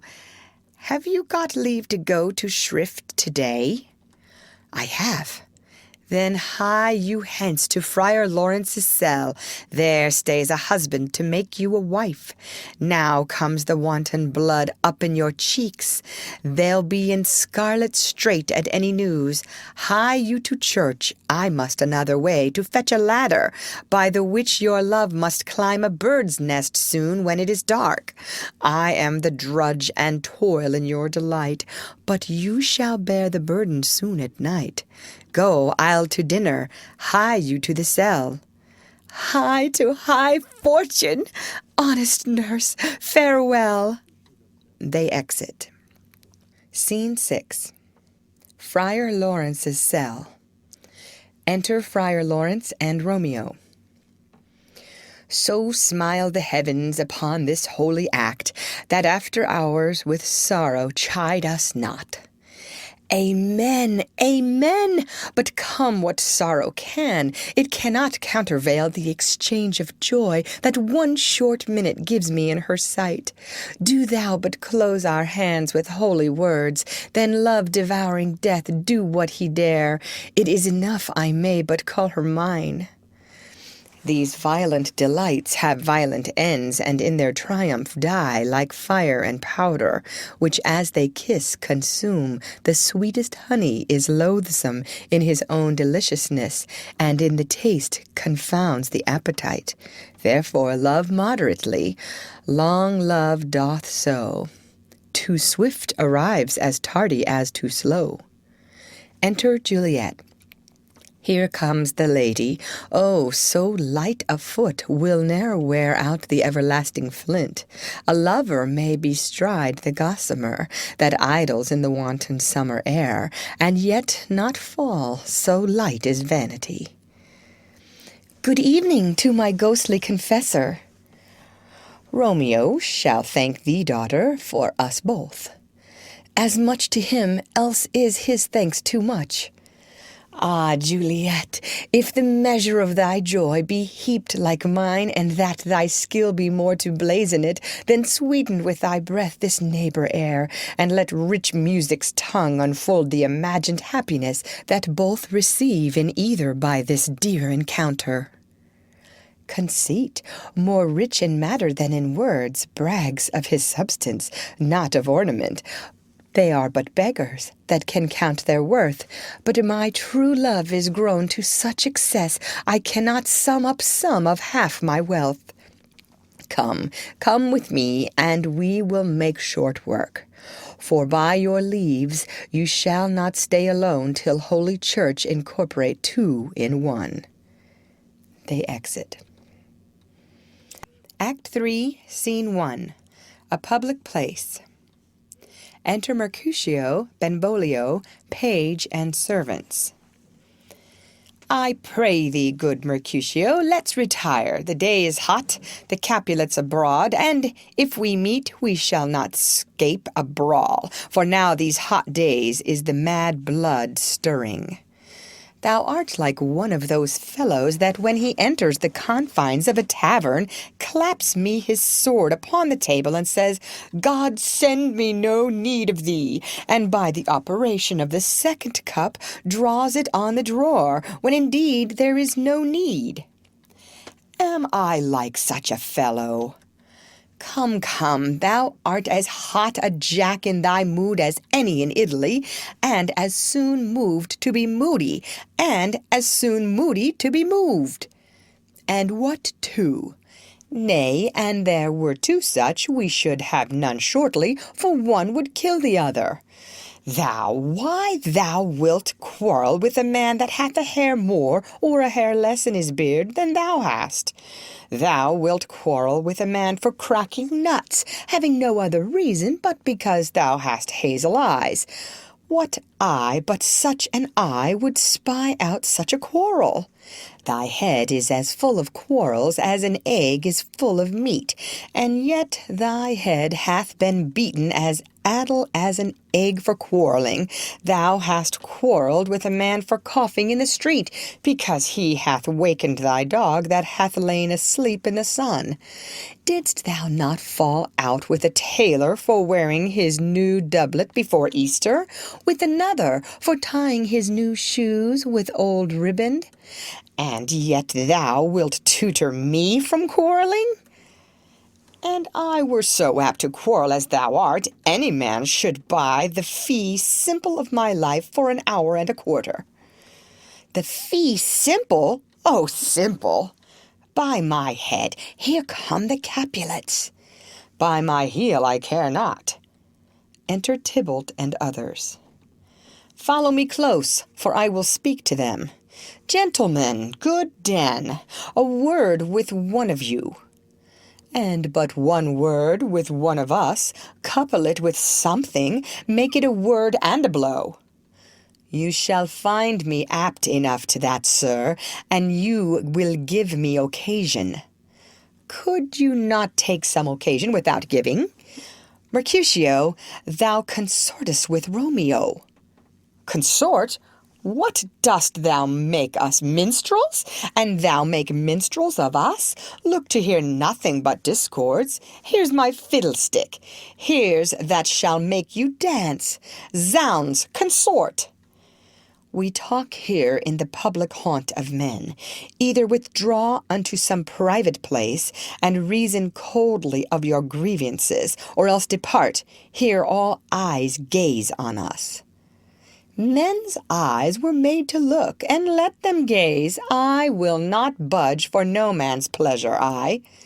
Enter Romeo. Well, peace be with you, sir. Here comes my man. But I'll be hanged, sir, if he wear your livery. Marry, go before to field. He'll be your follower. Your worship, in that sense, may call him man. Romeo, the hate I bear thee can afford no better term than this. Thou art a villain. Tybalt, the reason that I have to love thee doth much excuse the appertaining rage to such a greeting. Villain am I none, therefore farewell. I see thou knowest me not. Boy, this shall not excuse the injuries that thou hast done me. Therefore turn and draw. I do protest I never injured thee, but love thee better than thou canst devise, till thou shalt know the reason of my love, and so, good Capulet, which name I tender as dearly as mine own, be satisfied. Oh, calm, dishonorable, vile submission! Alla staccata carries it away. Draws. Tybalt, you rat-catcher, will you walk? What wouldst thou have with me? Good king of cats, nothing but one of your 9 lives, that I mean to make bold withal, and as you shall use me hereafter, dry-beat the rest of the 8. Will you pluck your sword out of his pitcher by the ears? Make haste, lest mine be about your ears ere it be out. I am for you. Drawing. Gentle Mercutio, put thy rapier up. Come, sir, your passado. They fight. Draw, Benvolio, beat down their weapons. Gentlemen, for shame, forbear this outrage. Tybalt, Mercutio, the prince expressly hath forbidden bandying in Verona streets. Hold, Tybalt. Good Mercutio. Tybalt, under Romeo's arm, stabs Mercutio and flies with his followers. I am hurt. A plague on both your houses. I am sped. Is he gone, and hath nothing? What, art thou hurt? Ay, a scratch, marry, 'tis enough. Where is my page? Go, villain, fetch a surgeon. Exit page. Courage, man, the hurt cannot be much. No, 'tis not so deep as a well, nor so wide as a church door, but 'tis enough, 'twill serve. Ask for me tomorrow, and you shall find me a grave man. I am peppered, I warrant, for this world. A plague on both your houses. Zounds, a dog, a rat, a mouse, a cat, to scratch a man to death. A braggart, a rogue, a villain, that fights by the book of arithmetic. Why the devil came you between us? I was hurt under your arm. I thought all for the best. Help me into some house, Benvolio, or I shall faint. A plague on both your houses. They have made worm's meat of me. I have it, and soundly to your houses. Exit Mercutio and Benvolio. This gentleman, the prince's near ally, my very friend, hath got his mortal hurt in my behalf, my reputation stained with Tybalt's slander. Tybalt, that an hour hath been my kinsman. O sweet Juliet, thy beauty hath made me effeminate, and in my temper softened valor's steel. Re-enter Benvolio. O Romeo, Romeo, brave Mercutio's dead. That gallant spirit hath aspired the clouds, which too untimely here did scorn the earth. This day's black fate on more days doth depend. This but begins the woe others must end. Here comes the furious Tybalt back again, alive in triumph, and Mercutio slain. Away to heaven, respective lenity, and fire-eyed fury be my conduct now. Re-enter Tybalt. Now, Tybalt, take the villain back again. That late thou gavest me for Mercutio's soul is but a little way above our heads, staying for thine to keep him company. Either thou or I or both must go with him. Thou, wretched boy, that didst consort him here, shalt with him hence. This shall determine that. They fight. Tybalt falls. Romeo, away, be gone! The citizens are up, and Tybalt slain. Stand not amazed, the prince will doom thee death. If thou art taken, hence be gone, away! Oh, I am fortune's fool! Why dost thou stay? Exit Romeo. Enter citizens, etc. Which way ran he that killed Mercutio? Tybalt, that murderer, which way ran he? There lies that Tybalt. Up, sir, go with me. I charge thee in the prince's name, obey. Enter prince, attended, Montague, Capulet, their wives, and others. Where are the vile beginners of this fray? O noble prince, I can discover all the unlucky manage of this fatal brawl. There lies the man slain by young Romeo, that slew thy kinsman, brave Mercutio. Tybalt, my cousin, O my brother's child, O prince, O cousin, husband, O the blood is spilt of my dear kinsman. Prince, as thou art true, for blood of ours shed blood of Montague.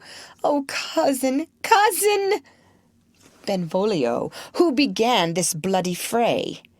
Tybalt here slain, whom Romeo's hand did slay. Romeo, that spoke him fair, bade him bethink how nice the quarrel was, and urged withal your high displeasure. All this uttered with gentle breath, calm look, knees humbly bowed, could not take truce with the unruly spleen of Tybalt, deaf to peace, but that he tilts with piercing steel at bold Mercutio's breast, who all as hot turns deadly point to point, and with a martial scorn, with one hand beats cold death aside, and with the other sends it back to Tybalt, whose dexterity retorts it. Romeo, he cries aloud, Hold, friends, friends part! And swifter than his tongue, his agile arm beats down their fatal points, and twixt them rushes, underneath whose arm an envious thrust from Tybalt hit the life of stout Mercutio, and then Tybalt fled. But by and by comes back to Romeo, who had but newly entertained revenge, and to it they go like lightning, for ere I could draw to part them was stout Tybalt slain, and as he fell did Romeo turn and fly. This is the truth, or let Benvolio die. He is a kinsman to the Montague. Affection makes him false. He speaks not true. Some 20 of them fought in this black strife, and all those 20 could but kill one life. I beg for justice, which thou, prince, must give. Romeo slew Tybalt. Romeo must not live. Romeo slew him, he slew Mercutio. Who now the price of his dear blood doth owe? Not Romeo, prince, he was Mercutio's friend. His fault concludes but what the law should end, the life of Tybalt. And for that offence immediately we do exile him hence. I have an interest in your hate's proceeding. My blood for your rude brawls doth lie a-bleeding. But I'll amerce you with so strong a fine that you shall all repent the loss of mine. I will be deaf to pleading and excuses, nor tears nor prayers shall purchase out abuses. Therefore use none. Let Romeo hence in haste, else when he's found that hour is his last. Bear hence this body and attend our will. Mercy but murders, pardoning those that kill. They all exit. Scene 2. Capulet's orchard. Enter Juliet. Gallop apace, you fiery-footed steeds, towards Phoebus's lodging. Such a wagoner as Phaethon would whip you to the west, and bring in cloudy night immediately. Spread thy close curtain, love-performing night, that runaways' eyes may wink and Romeo leap to these arms, untalked of and unseen. Lovers can see to do their amorous rites by their own beauties, or if love be blind, it best agrees with night. Come, civil knight, thou sober-suited matron, all in black, and learn me how to lose a winning match, played for a pair of stainless maidenhoods. Hood my unmanned blood, bating in my cheeks, with thy black mantle, till strange love grown bold, think true love acted simple modesty. Come, night, come, Romeo, come, thou day and night, for thou wilt lie upon the wings of night, whither than new snow on a raven's back. Come, gentle night, come, loving, black-browed night. Give me my Romeo, and when he shall die, take him and cut him out in little stars, and he will make the face of heaven so fine that all the world will be in love with night, and pay no worship to the garish sun. Oh, I have bought the mansion of a love, but not possessed it, and though I am sold, not yet enjoyed. So tedious is this day, as is the night before some festival to an impatient child that hath new robes and may not wear them. Oh, here comes my nurse, and she brings news, and every tongue that speaks but Romeo's name speaks heavenly eloquence. Enter nurse with cords. Now, nurse, what news? What hast thou there, the cords that Romeo bid thee fetch? Aye, the cords. Throws them down. Ay me, what news? Why dost thou wring thy hands? Ah, well a day! He's dead! He's dead! He's dead! We are undone, lady, we are undone! Alack the day, he's gone, he's killed, he's dead. Can heaven be so envious? Romeo can, though heaven cannot. Oh, Romeo, Romeo, who ever would have thought it? Romeo! What devil art thou, that dost torment me thus? This torture should be roared in dismal hell. Hath Romeo slain himself? Say thou but I, and that bare vow I shall poison more than the death-darting eye of a cockatrice. I am not I, if there be such an eye, or those eyes shut that make the answer I. If he be slain, say I, or if not, no. Brief sounds determine of my weal or woe. I saw the wound. I saw it with mine eyes. God save the mark. Here on his manly breast, a piteous course, a bloody piteous course. Pale, pale as ashes, all bedaubed in blood, all in gore, blood. I swooned at the sight. Oh, break my heart, poor bankrupt, break at once. To prison eyes ne'er look on liberty. Vile earth to earth resign, end motion here, and thou and Romeo press one heavier bier. O Tybalt, Tybalt, the best friend I had, O courteous Tybalt, honest gentleman, that ever I should live to see thee dead. What storm is this that blows so contrary? Is Romeo slaughtered, and is Tybalt dead, my dear loved cousin and my dearer lord? Then dreadful trumpets sound the general doom, for who is living if those two are gone? Tybalt is gone, and Romeo banished. Romeo that killed him, he is banished. O God, did Romeo's hand shed Tybalt's blood? It did, alas, the day it did. O serpent heart, hid with a flowering face, did ever dragon keep so fair a cave? Beautiful tyrant, fiend Angelica, dove-feathered raven, wolvish ravening lamb, despised substance of divinest show, just opposite to what thou justly seemest, a damned saint, an honorable villain.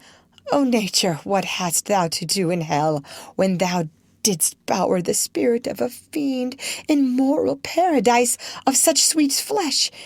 Was ever book containing such vile matter so fairly bound? O that deceit should dwell in such a gorgeous palace! There's no trust, no faith, no honesty in men, all perjured, all forsworn, all not, all dissemblers. Ah, where's my man? Give me some aqua vitae. These griefs, these woes, these sorrows make me old. Shame come to Romeo. Blistered be thy tongue for such a wish. He was not born to shame. Upon his brow shame is ashamed to sit, for 'tis a throne where honor may be crowned, sole monarch of the universal earth. Oh, what a beast was I to chide at him! Will you speak well of him that killed your cousin? Shall I speak ill of him that is my husband? Ah, poor my lord, what tongue shall smooth thy name, when I, thy 3 hours' wife, have mangled it? But wherefore, villain, didst thou kill my cousin? That villain cousin would have killed my husband. Back, foolish tears, back to your native spring. Your tributary drops belong to woe, which you, mistaking, offer up to joy.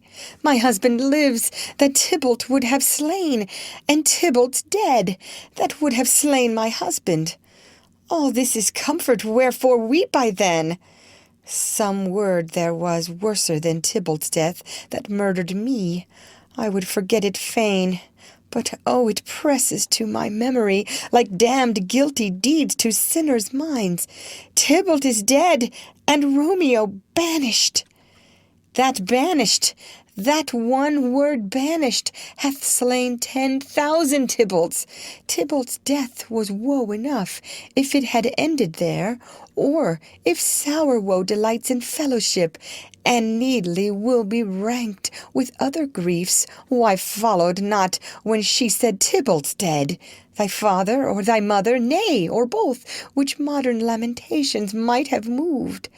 But with a rearward following Tybalt's death, Romeo is banished. To speak that word is father, mother, Tybalt, Romeo, Juliet, all slain, all dead. Romeo is banished. There is no end, no limit, measure bound in that word's death. No words can that woe sound. Where is my father and my mother, nurse? Weeping and wailing over Tybalt's corse. Will you go to them? I will bring you thither. Wash they his wounds with tears, mine shall be spent, when theirs are dry, for Romeo's banishment. Take up those cords, poor ropes, you are beguiled, both you and I, for Romeo is exiled. He made you for a highway to my bed, but I, a maid, die maiden widowed. Come, cords, come, nurse, I'll to my wedding bed, and death, not Romeo, take my maidenhead. Hie to your chamber, I'll find Romeo to comfort you. I wot well where he is. Hark ye, your Romeo will be here at night. I'll to him, he is hid at Lawrence's cell. Oh, find him, give this ring to my true knight, and bid him come to take his last farewell. They exit. Scene 3. Friar Lawrence's cell. Enter Friar Lawrence. Romeo, come forth, thou fearful man. Affliction is enamoured of thy parts, and thou art wedded to calamity. Enter Romeo. Father, what news? What is the prince's doom? What sorrow craves acquaintance at my hand that I yet know not? Too familiar is my dear son with such sour company. I bring thee tidings of the prince's doom. What less than doomsday is the prince's doom? A gentler judgment vanished from his lips, not body's death, but body's banishment. Ha! Banishment! Be merciful, say death! For exile hath more terror in his look, much more than death. Do not say banishment. Hence from Verona art thou banished. Be patient, for the world is broad and wide. There is no world without Verona walls, but purgatory, torture, hell itself. Hence banished is banished from the world, and world's exile is death. Then banished is death mistermed, calling death banishment. Thou cuttest my head off with the golden axe, and smilest upon the stroke that murders me. O deadly sin, O rude unthankfulness, thy fault our law calls death, but the kind prince, taking thy part, hath rushed aside the law, and turned that black word death to banishment. This is dear mercy, and thou seest it not. 'Tis torture and not mercy. Heaven is here where Juliet lives, and every cat and dog and little mouse, every unworthy thing, live here in heaven and may look on her, but Romeo may not. More validity, more honorable state, more courtship lives in carrion flies than Romeo. They my seize on the white wonder of dear Juliet's hand, and steal immortal blessing from her lips, who even in pure and vestal modesty still blush, as thinking their own kisses sin. But Romeo may not, he is banished. Flies may do this, but I from this must fly. They are free men, but I am banished. And sayest thou yet that exile is not death? Hast thou no poison mixed, no sharp ground knife, no sudden mean of death, though ne'er so mean, but banished to kill me, banished? O Friar, the damned use that word in hell, howlings attended. How hast thou the heart, being a divine, a ghostly confessor, a sin absolver, and my friend professed, to mangle me with that word banished? Though fond madman, hear me but speak a word. Oh, thou wilt speak again of banishment. I'll give thee armor to keep off that word, adversity's sweet milk, philosophy to comfort thee, though thou art banished.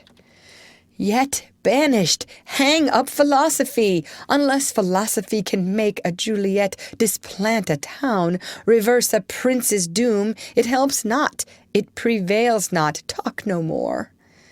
Oh, then I see that madmen have no ears. How should they when that wise men have no eyes? Let me dispute with thee of thy estate. Thou canst not speak of that thou dost not feel. Wert thou as young as I, Juliet thy love, an hour but married, Tybalt murdered, doting like me, and like me banished, then mightest thou speak, then mightest thou tear thy hair, and fall upon the ground as I do now, taking the measure of an unmade grave. Knocking within. Arise, one knocks, good Romeo, hide thyself. Not I, unless the breath of heartsick groans, mist-like, enfold me from the search of eyes. Knocking. Hark! How they knock! Who's there? Romeo, arise! Thou wilt be taken! Stay a while, stand up! Knocking. Run to my study by and by, God's will! What simpleness is this? I come, I come! Knocking. Who knocks so hard? Whence come you? What's your will? Within. Let me come in, and you shall know my errand. I come from Lady Juliet. Welcome, then. Enter nurse. O holy friar, O tell me, holy friar, where is my lady's lord? Where's Romeo? There on the ground, with his own tears made drunk. Oh, he is even in my mistress's case, just in her case. Oh, woeful sympathy, piteous predicament. Even so lies she, blubbering and weeping, weeping and blubbering. Stand up, stand up. Stand, and you be a man, for Juliet's sake. For her sake, rise and stand. Why should you fall into so deep an oh? Nurse! Ah, sir, well, death's the end of all. Spakest thou of Juliet? How is it with her? Doth she not think me an old murderer? Now I have stained the childhood of our joy, with blood removed but little from her own. Where is she? And how doth she? And what says my concealed lady to our cancelled love? Oh, she says nothing, sir, but weeps and weeps, and now falls on her bed, and then starts up, and Tybalt calls, and then on Romeo cries, and then down falls again. As if that name, shot from the deadly level of a gun, did murder her, as that name's cursed hand murdered her kinsman. Oh, tell me, friar, tell me, in what vile part of this anatomy doth my name lodge? Tell me that I may sack the hateful mansion. Drawing his sword. Hold thy desperate hand. Art thou a man? Thy form cries out thou art. Thy tears are womanish, thy wild acts denote the unreasonable fury of a beast, unseemly woman in a seeming man, or ill-beseeming beast in seeming both. Thou hast amazed me by my holy order. I thought thy disposition better tempered. Hast thou slain Tybalt? Wilt thou slay thyself? And stay thy lady too that lives in thee, by doing damned hate upon thyself? Why railest thou on thy birth, the heaven and earth, since birth and heaven and earth all three do meet in thee at once, which thou at once wouldest lose? Fie, fie, thou shamest thy shape, thy love, thy wit, which like a usurer aboundest in all, and usest none in that true use indeed, which should bedeck thy shape, thy love, thy wit. Thy noble shape is but a form of wax, digressing from the valor of a man. Thy dear love sworn, but hollow perjury, killing that love which thou hast vowed to cherish. Thy wit that ornament to shape and love, misshapen in the conduct of them both, like powder in a skitless soldier's flask, is set afire by thine own ignorance, and thou dismembered with thine own defense. What roused thee, man? Thy Juliet is alive, for whose dear sake thou wast but lately dead. There art thou happy. Tybalt would kill thee, but thou slewest Tybalt. There art thou happy too. The law that threatened death becomes thy friend and turns it to exile. There art thou happy. A pack of blessings lights up upon thy back. Happiness courts thee in her best array. But, like a misbehaved and sullen wench, thou poutest upon thy fortune and thy love. Take heed, for such die miserable. Go, get thee to thy love, as was decreed. Ascend her chamber, hence, and comfort her. But look thou stay not till the watch be set, for then thou canst not pass to Mantua, where thou shalt live, till we can find a time to blaze your marriage, reconcile your friends, beg pardon of the prince, and call thee back with 20,000 times more joy than thou wentest forth in lamentation. Go before, nurse, commend me to thy lady, and bid her hasten all the house to bed, which heavy sorrow makes them apt unto. Romeo is coming. O Lord, I could have stayed here all the night to hear good counsel. Oh, what learning is! My lord, I'll tell my lady you will come. Do so, and bid my sweet prepare to chide. Here, sir, a ring she bid me give you, sir. Hie you, make haste, for it grows very late. Exit. How well my comfort is revived by this! Go hence, good night, and here stands all your state. Either be gone before the watch be set, or by the break of day disguised from hence. Sojourn in Mantua. I'll find out your man, and he shall signify from time to time every good hap to you that chances here. Give me thy hand. 'Tis late. Farewell, good night. But what a joy past joy calls out on me! It were a grief so brief to part with thee. Farewell. They exit. Scene 4. A room in Capulet's house. Enter Capulet, Lady Capulet, and Paris. Things have fallen out, sir, so unluckily that we have had no time to move our daughter. Look you, she loved her kinsman Tybalt dearly, and so did I. Well, we were born to die.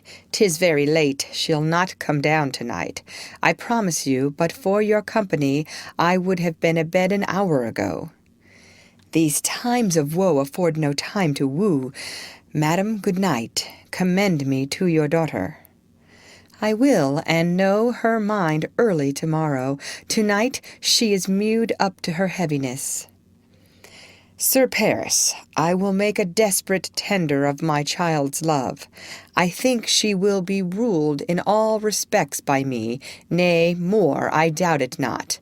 Wife, go you to her ere you go to bed.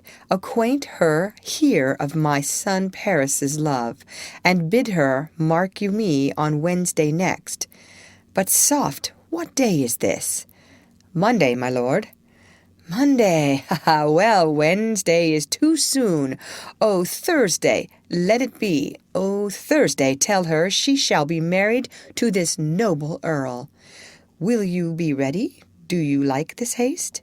We'll keep no great ado, a friend or two, for, hark you, Tybalt being slain so late, it may be thought we held him carelessly, being our kinsman, if we revel much.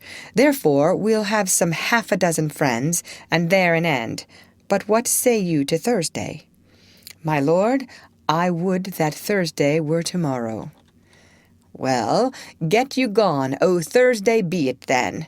Go you to Juliet ere you go to bed. Prepare her, wife, against this wedding day. Farewell, my lord. Light to my chamber ho, for me it is so very, very late, that we may call it early by and by. Good night. They exit. Scene 5. Capulet's orchard. Enter Romeo and Juliet above at the window. Wilt thou be gone? It is not yet near day. It was the nightingale, and not the lark, that pierced the fearful hollow of thine ear. Nightly she sings on yon pomegranate tree. Believe me, love, it was the nightingale. It was the lark, the herald of the morn, no nightingale. Look, love, what envious streaks do lace the severing clouds in yonder east.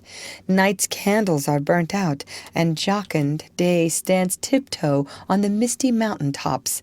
I must be gone and live, or stay and die. Yon light is not daylight, I know it.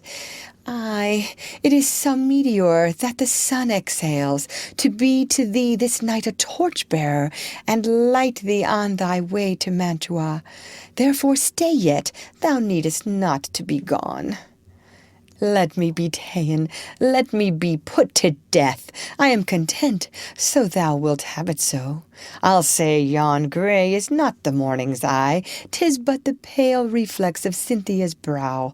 Nor that is not the lark whose notes do beat the vaulty heaven so high above our heads. I have more care to stay than will to go. Come, death, and welcome. Juliet wills it so. How is it, my soul? Let's talk. It is not day. It is. Hie hence, be gone away. It is the lark that sings so out of tune, straining harsh discords and unpleasing sharps. Some say the lark makes sweet division. This doth not so, for she divideth us. Some say the lark and loath toad change eyes. Oh, now I would they had changed voices too, since arm from arm that voice doth us affray, hunting thee hence with hunts up to the day. Oh, now be gone, more light, and light it grows. More light and light, more dark and dark our woes. Enter nurse to the chamber. Madam! Nurse? Your lady mother is coming to your chamber. The day is broke. Be wary. Look about. Exit. Then, window, let day in and let life out. Farewell, farewell. One kiss and I'll descend. He goeth down. Art thou gone so, love, lord, I, husband, friend? I must hear from thee every day in the hour, for in a minute there are many days. Oh, by this count I shall be much in years, ere I again behold my Romeo. Farewell! I will omit no opportunity that may convey my greetings, love to thee. Oh, thinkest thou we shall ever meet again? I doubt it not, and all these woes shall serve for sweet discourses in our time to come. O God, I have an ill divining soul. Methinks I see thee, now thou art below, as one dead in the bottom of a tomb.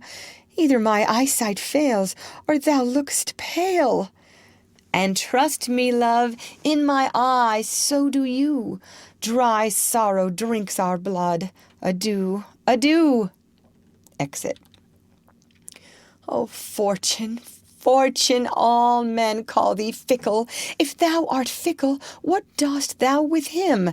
That is renowned for faith. Be fickle, Fortune, for then I hope thou wilt not keep him long, but send him back. Within. Ho, daughter, are you up? Who is it that calls? Is it my lady mother? Is she not down so late, or up so early? What unaccustomed cause procures her hither? Enter Lady Capulet. Why, how now, Juliet? Madam, I am not well. Evermore weeping for your cousin's death? What, wilt thou wash him from his grave with tears? And if thou couldst not make him live. Therefore have done. Some grief shows much of love, but much of grief shows still some want of wit. Yet let me weep for such a feeling loss. So shall you feel the loss, but not the friend which you weep for. Feeling so the loss cannot choose but ever weep the friend. Well, girl, thou weepest not so much for his death, as that the villain lives which slaughtered him. What villain, madam? That same villain, Romeo. Aside. Villain, and he be many miles asunder, God pardon him, I do with all my heart, and yet no man like he doth grieve my heart. That is because the traitor murderer lives. I, madam, from the reach of these my hands, would none but I might venge my cousin's death. We will have vengeance for it, fear thou not. Then weep no more. I'll send to one in Mantua, where that same banished runagate doth live, shall give him such an unaccustomed dram, that he shall soon keep Tybalt company, and then I hope thou wilt be satisfied. Indeed, I never shall be satisfied with Romeo till I behold him dead. Is my poor heart for a kinsman vexed? Madam, if you could find out but a man to bear a poison, I would temper it, that Romeo should, upon receipt thereof, soon sleep in quiet. Oh, how my heart abhors to hear him named, and cannot come to him, to wreak the love I bore my cousin upon his body that slaughtered him. Find thou the means, and I'll find such a man. But now I'll tell thee joyful tidings, girl. And joy comes well in such a needy time. What are they, I beseech your ladyship? Well, thou hast a careful father, child, one who, to put thee from thy heaviness, hath sorted out a sudden day of joy, that thou expectest not, nor I looked not for. Madam, in happy time, what day is that? Marry, my child, early next Thursday morn, the gallant, young, and noble gentleman, the County Paris, at St. Peter's Church, shall happily make thee there a joyful bride. Now by St. Peter's Church, and Peter too, he shall not make me there a joyful bride. I wonder at this haste, that I must wed ere he, that should be husband, comes to woo. I pray you, tell my lord and father, madam, I will not marry yet, and when I do, I swear it shall be Romeo, whom you know I hate rather than Paris. These are news indeed. Here comes your father, tell him so yourself, and see how he will take it at your hands. Enter Capulet and nurse. When the sun sets, the air doth drizzle dew, but for the sunset of my brother's son it rains downright. How now, a conduit, girl? What, still in tears? Evermore showering? In one little body thou counterfeitest a bark, a sea, a wind, for still thy eyes, which I may call the sea, do ebb and flow with tears. The bark, thy body, is sailing in this salt flood, the winds, thy sighs, who raging with thy tears, and they with them, without a sudden calm, will overset thy tempest-tossed body. How now, wife? Have you delivered to her our decree? Ay, sir, but she will none. She gives you thanks. I would the fool were married to her grave. Soft, take me with you. Take me with you, wife. How? Will she none? Doth she not give us thanks? Is she not proud? Doth she not count her blessed, unworthy as she is, that we have wrought so worthy a gentleman to be her bridegroom? Not proud you have, but thankful that you have. Proud can I never be of what I hate, but thankful even for hate that is meant love. How now, chop logic? What is this? Proud, and I thank you not, and yet not proud. Mistress minion you, thank me, no thankings, nor proud me, no prouds, but fettle your fine joints 'gainst Thursday next, to go with Paris to St. Peter's Church, or I will drag thee on a hurdle thither. Out, you green sickness carrion, out, you baggage, you tallow face. Fie, what are you mad? Good father, I beseech you on my knees, hear me with patience, but to speak a word. Hang thee, young baggage, disobedient wretch. I tell thee what, get thee to church o' Thursday, or never after look me in the face. Speak not, reply not, do not answer me, my fingers itch. Wife, we scarce thought us blessed that God had lent us but this only child, but now I see this one is one too much, and that we have a curse in having her. Out on her, Hilding! God in heaven bless her! You are to blame, my lord, to rate her so. And why, my lady Wisdom? Hold your tongue. Good Prudence, smatter with your gossips, go. I speak no treason. O God, ye Godden! May not one speak? Peace, you mumbling fool! Utter your gravity o'er a gossip's bowl, for here we need it not. You are too hot. God's bread, it makes me mad. Day, night, hour, tide, time, work, play, alone, in company, still my care hath been to have her matched, and having now provided a gentleman of noble parentage, of fair domains, youthful and nobly trained, stuffed, as they say, with honorable parts, proportioned as one's thought would wish a man, and then to have a wretched, puling fool, a whining mammet, in her fortune's tender to answer, I'll not wed, I cannot love, I am too young, I pray you pardon me. But as you will not wed, I'll pardon you. Graze where you will, you shall not house with me. Look to it, think on it. I do not use to jest. Thursday is near. Lay hand on heart, advise. And you be mine, I'll give you to my friend. And you be not, hang, beg, starve, die in the streets. For by my soul, I'll ne'er acknowledge thee, nor what is mine shall never do thee good. Trust to it, bethink you. I'll not be forsworn. Exit. Is there no pity sitting in the clouds that sees into the bottom of my grief?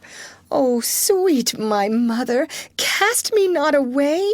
Delay this marriage for a month, a week, or if you do not, make the bridal bed in that dim monument where Tybalt lies. Talk not to me, for I'll not speak a word. Do as thou wilt, for I have done with thee. Exit. Oh, God! Oh, nurse, how shall this be prevented? My husband is on earth, my faith in heaven. How shall that faith return again to earth, unless that husband send it me from heaven by leaving earth? Comfort me, counsel me.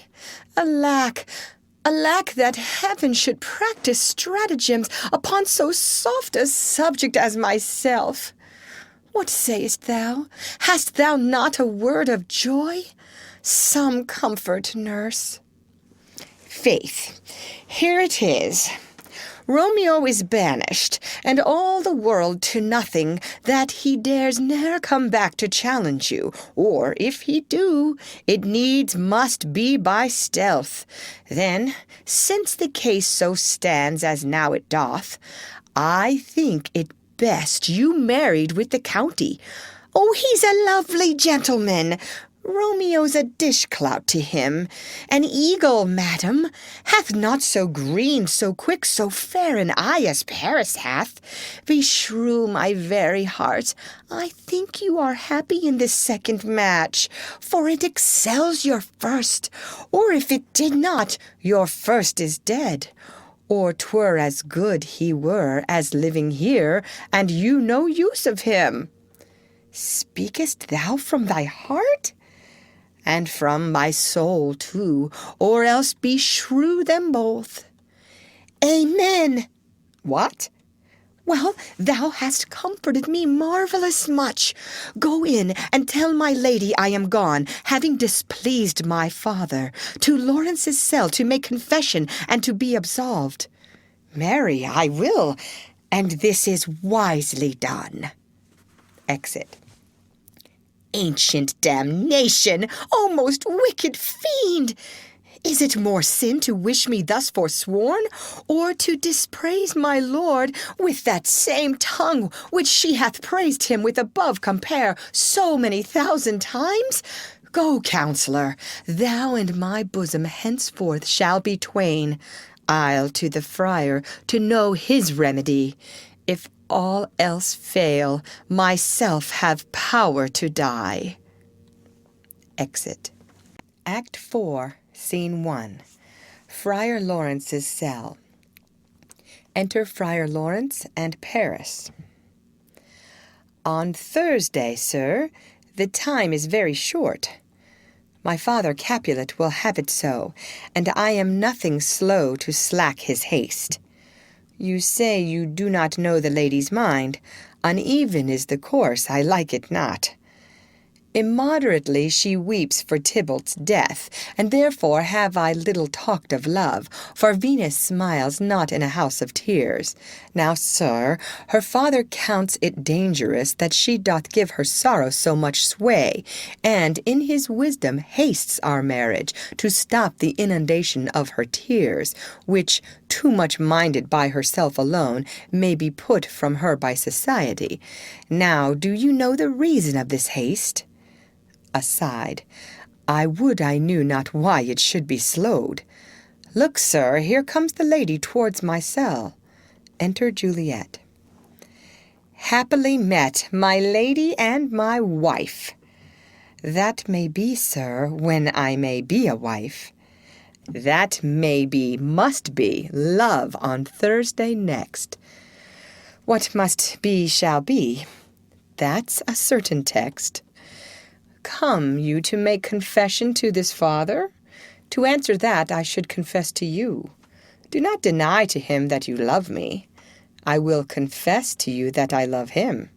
So will ye, I am sure, that you love me.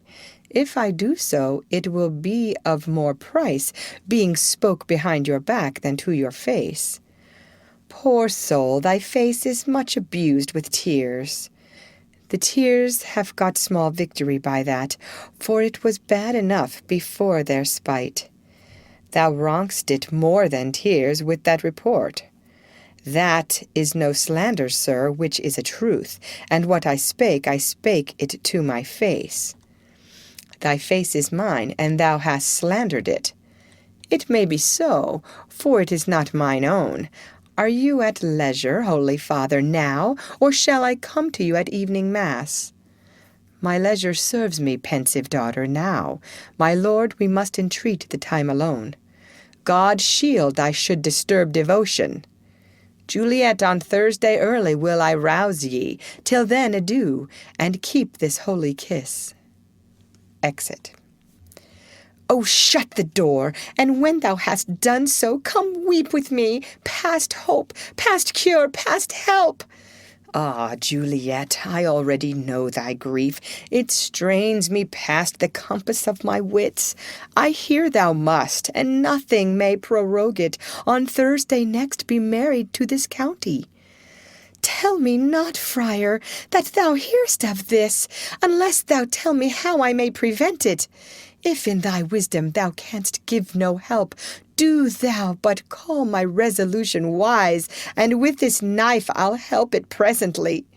God joined my heart and Romeo's, though our hands, and ere this hand by thee to Romeo sealed, shall be the label to another deed, or my true heart with treacherous revolt turn to another, this shall slay them both. Therefore, out of thy long experienced time, give me some present counsel, or behold, twixt my extremes, and me this bloody knife shall play the umpire, arbitrating that which the commission of thy years and art could to no issue of true honor bring. Be not so long to speak. I long to die, if what thou speakest speak not of remedy. Hold, daughter, I do spy a kind of hope which craves as desperate an execution, as that is desperate which we would prevent, if rather than to marry County Paris. Thou hast the strength of will to slay thyself, then it is likely thou wilt undertake a thing like death to chide away this shame, that copest with death himself to scape from it. And if thou darest, I'll give thee remedy. Oh, bid me leap rather than marry Paris from off the battlements of yonder tower, or walk in thievish ways, or bid me lurk where serpents are, chain me with roaring bears, or shut me nightly in a charnel house, or covered quite with dead men's rattling bones, with reeky shanks and yellow chapless skulls, or bid me go into a new-made grave, and hide me with a dead man in his shroud, things that, to hear them told, have made me tremble, and I will do it without fear or doubt, to live an unstained wife to my sweet love. Hold then, go home, be merry, give consent to marry Paris. Wednesday is tomorrow. Tomorrow night, look that thou lie alone. Let not thy nurse lie with thee in thy chamber. Take thou this vial, being then in bed, and this distilled liquor drink thou off. When presently through, all thy veins shall run a cold and drowsy humour, for no pulse shall keep his native progress, but surcrease. No warmth, no breath shall testify thou livest. The roses in thy lips and cheeks shall fade to paly ashes. Thy eyes' windows fall like death when he shuts up the day of life. Each part, deprived of supple government, shall stiff and stark and cold appear like death. And in this borrowed likeness of shrunk death, thou shalt continue 42 hours, and then awake as from a pleasant sleep. Now, when the bridegroom in the morning comes to rouse thee from thy bed, there art thou dead. Then, as the manner of our country is, in thy best robes uncovered on the bier, thou shalt be borne to that same ancient vault where all the kindred of the Capulets lie. In the meantime, against thou shalt awake, shall Romeo by my letters know our drift, and hither shall he come, and he and I will watch thy waking, and that very night shall Romeo bear thee hence to Mantua, and this shall free thee from this present shame, if no inconstant toy nor womanish fear abate thy valour in the acting it. Give me, oh, tell not me of fear. Hold, get you gone, be strong and prosperous. In this resolve I'll send a friar with speed to Mantua, with my letters to thy lord. Lord, give me strength, and strength shall help afford. Farewell, dear father. They exit. Scene 2. Hall in Capulet's house. Enter Capulet, Lady Capulet, nurse, and 2 serving men. So many guests invite as here are writ. Exit first servant. Sirrah, go hire me 20 cunning cooks. You shall have none ill, sir, for I'll try if they can lick their fingers. How canst thou try them so? Marry, sir, 'tis an ill cook that cannot lick his own fingers. Therefore he that cannot lick his fingers goes not with me. Go, be gone. Exit second servant. We shall be much unfurnished for this time. What, is my daughter gone to Friar Lawrence? Ay, forsooth. Well, he may chance to do some good on her. A peevish, self-willed harlotry it is. See where she comes from shrift with merry look. Enter Juliet. How now, my headstrong? Where have you been gadding? Where I have learned me to repent the sin of disobedient opposition to you and your behests, and am enjoined by holy Lawrence to fall prostrate here and beg your pardon. Pardon, I beseech you. Henceforward I am ever ruled by you. Send for the county. Go tell him of this. I'll have this knot knit up tomorrow morning. I met the youthful lord at Lawrence's cell, and gave him what becomed love I might, not step o'er the bounds of modesty. Why, I am glad on't. This is well. Stand up. This is as 't should be. Let me see the county. Ay, marry, go, I say, and fetch him hither. Now, afore God, this reverend holy friar, our whole city is much bound to him. Nurse, will you go with me into my closet to help me sort such needful ornaments as you think fit to furnish me tomorrow? No, not till Thursday. There is time enough. Go, nurse, go with her. We'll to church tomorrow. Juliet and the nurse exit. We shall be short in our provision, 'tis now near night. Tush, I will stir about, and all things shall be well. I warrant thee, wife, go thou to Juliet, help to deck up her. I'll not to bed tonight. Let me alone. I'll play the housewife for this once. What, ho! They are all forth. Well, I will walk myself to County Paris to prepare him up against tomorrow. My heart is wondrous light, since this same wayward girl is so reclaimed. They exit. Scene 3. Juliet's chamber. Enter Juliet and nurse. Ay, those attires are best, but, gentle nurse, I pray thee, leave me to myself tonight, for I have need of many orisons to move the heavens to smile upon my state, which, well thou knowest, is cross and full of sin. Enter Lady Capulet. What, are you busy, ho? Need you my help? No, madam, we have culled such necessaries as are behoveful for our state tomorrow, so please you, let me now be left alone, and let the nurse this night sit up with you, for I am sure you have your hands full all in this so sudden business. Good night.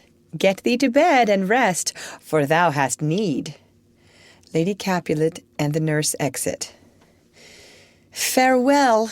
God knows when we shall meet again. I have a faint cold fear thrills through my veins that almost freezes up the heat of life. I'll call them back again to comfort me. Nurse! What should she do here? My dismal scene, I needs must act alone. Come, Vial. What if this mixture do not work at all? Shall I be married then tomorrow morning? No, no, this shall forbid it. Lie thou there, laying down her dagger. What if it be a poison, which the friar subtly hath ministered to have me dead, lest in this marriage he should be dishonored, because he married me before to Romeo? I fear it is, and yet methinks it should not, for he hath still been tried a holy man. How if, when I am laid into the tomb, I wake before the time that Romeo come to redeem me? There's a fearful point. Shall I not, then, be stifled in the vault, to whose foul mouth no healthsome air breathes in, and there die strangled ere my Romeo comes? Or, if I live, is it not very like the horrible conceit of death and night, together with the terror of the place, as in a vault, an ancient receptacle, where for these many 100 years the bones of all my buried ancestors are packed, where bloody Tybalt, yet but green in earth, lies festering in his shroud, where, as they say, at some hours in the night spirits resort. Alack, alack! Is it not like that I, so early waking, what with loathsome smells and shrieks like mandrakes torn out of the earth, that living mortals, hearing them, run mad? Oh, if I wake, shall I not be distraught, environed with all these hideous fears? And madly play with my forefathers' joints, and pluck the mangled Tybalt from his shroud, and, in this rage, with some great kinsman's bone, as with a club, dash out my desperate brains? Oh, look, methinks I see my cousin's ghost, seeking out Romeo, that did spit his body upon a rapier's point. Stay, Tybalt, stay! Romeo, I come. This do I drink to thee. She falls upon her bed within the curtains. Scene 4. Hall in Capulet's house. Enter Lady Capulet and nurse. Hold, take these keys and fetch more spices, nurse.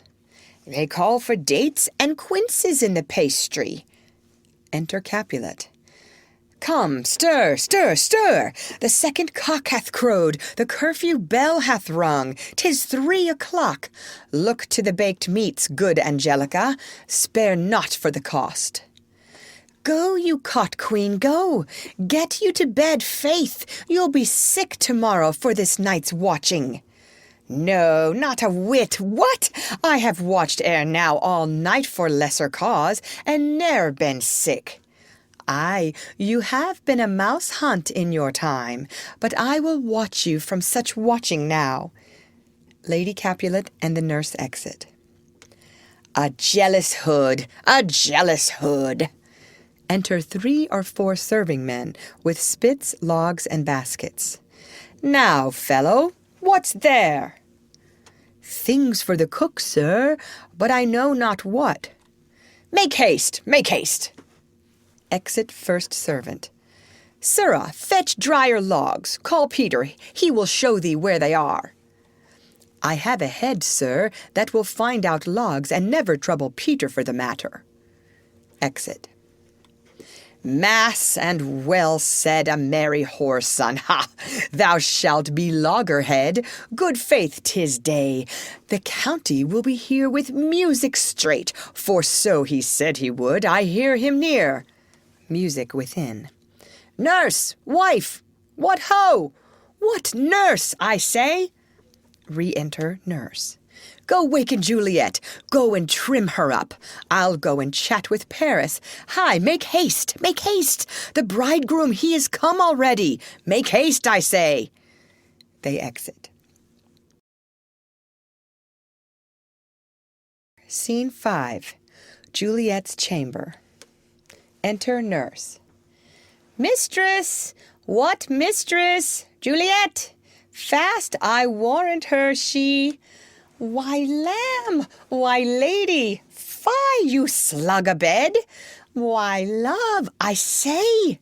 Madam! Sweetheart! Why, bride! What, not a word? You take your penny's worth now. Sleep for a week, for the next night I warrant the county Paris hath set up his rest, that you shall rest but little. God forgive me, Mary, and amen, how sound is she asleep! I must needs wake her. Madam! Madam! Madam! Aye, let the county take you in your bed. He'll fright you up, i'faith. Will it not be? Undraws the curtains. What, dressed?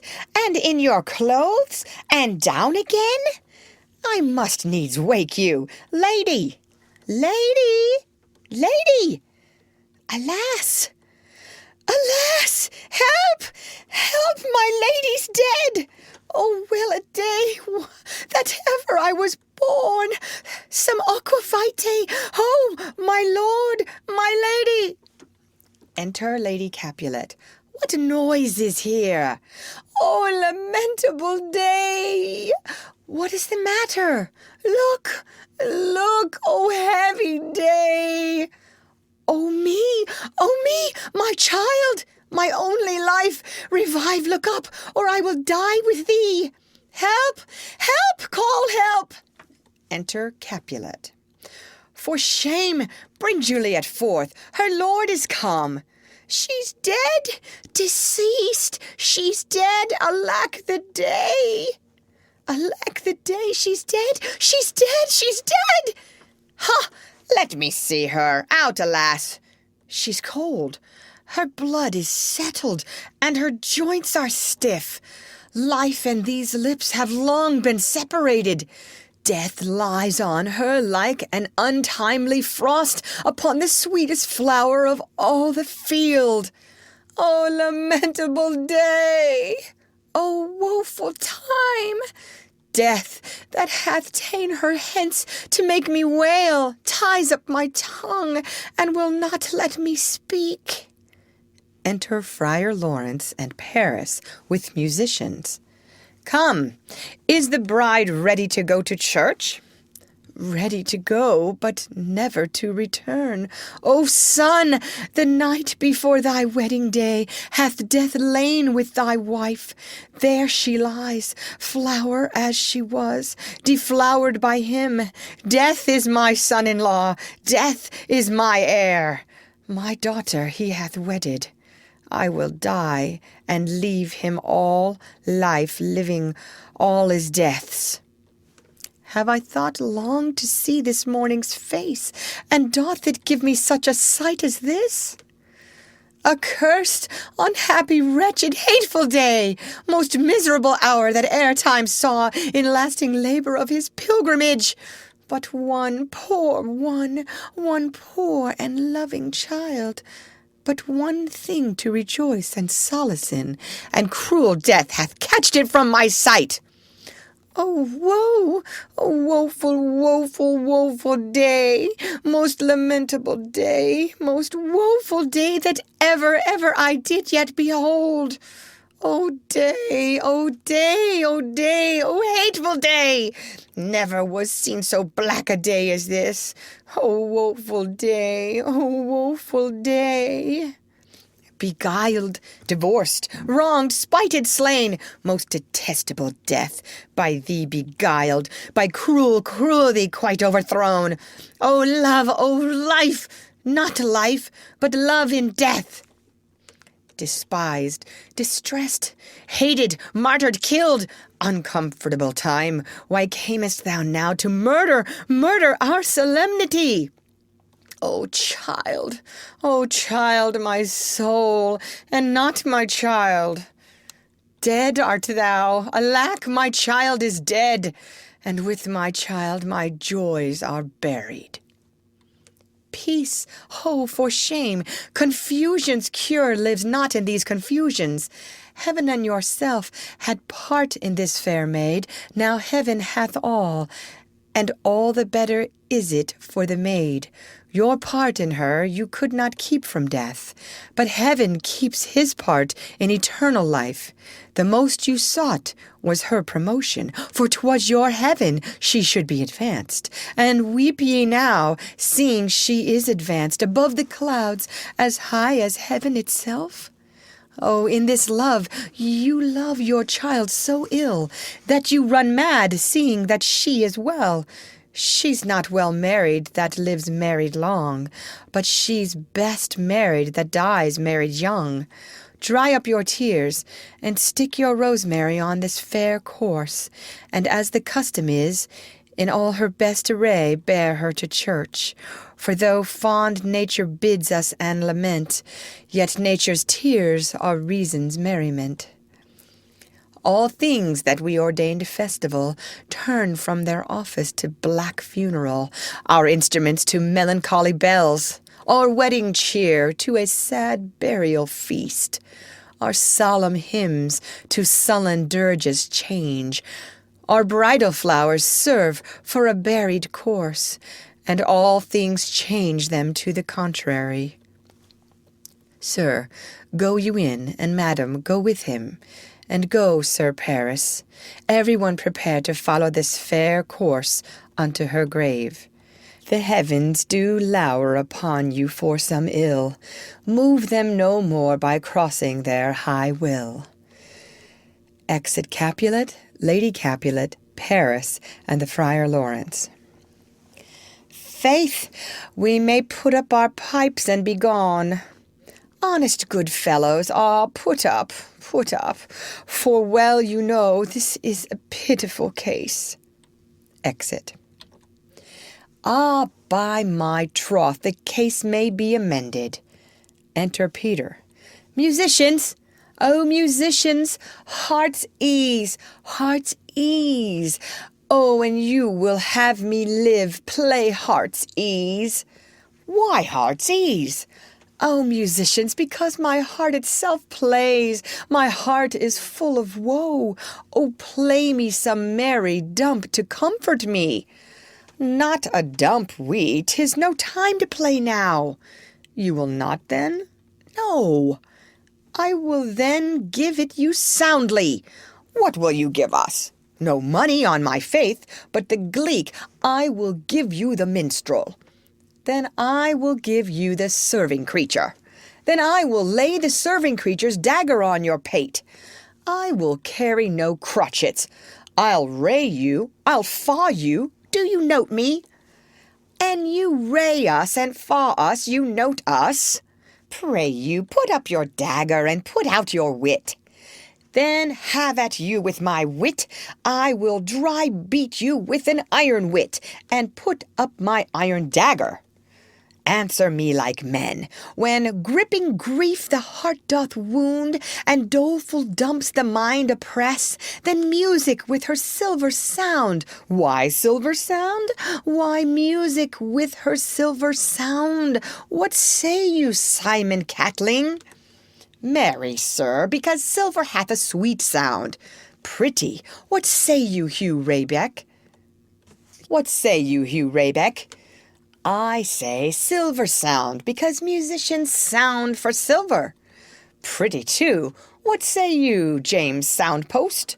Faith, I know not what to say. Oh, I cry you mercy, you are the singer. I will say for you, it is music with her silver sound, because musicians have no gold for sounding. Then music with her silver sound, with speedy help doth lend redress. Exit. What a pestilent knave is this same! Hang him, Jack! Come, we'll in here tarry for the mourners and stay dinner. They exit. Scene 1. Mantua, a street. Enter Romeo. If I may trust the flattering truth of sleep, my dreams presage some joyful news at hand. My bosom's lord sits lightly in his throne, and all this day an unaccustomed spirit lifts me above the ground with cheerful thoughts. I dreamt my lady came and found me dead, strange dream that gives a dead man leave to think, and breathed such life with kisses in my lips that I revived and was an emperor. Ah me, how sweet is love itself possessed, when but love's shadows are so rich in joy. Enter Balthazar, booted. News from Verona! How now, Balthazar? Dost thou not bring me letters from the Friar? How doth my lady? Is my father well? How fares my Juliet? That I ask again, for nothing can be ill if she be well. Then she is well, and nothing can be ill. Her body sleeps in Capel's monument, and her immortal part with angels lives. I saw her laid low in her kindred's vault, and presently took post to tell it you. O pardon me for bringing these ill news, since you did leave it for my office, sir. Is it even so? Then I defy you, stars! Thou know'st my lodging. Get me ink and paper, and hire post horses. I will hence tonight. I do beseech you, sir, have patience. Your looks are pale and wild, and do import some misadventure. Tush, thou art deceived. Leave me, and do the thing I bid thee do. Hast thou no letters to me from the Friar? No, my good lord. No matter, get thee gone, and hire those horses. I'll be with thee straight. Exit Balthazar. Well, Juliet, I will lie with thee tonight. Let's see for means. O mischief, thou art swift to enter in the thoughts of desperate men.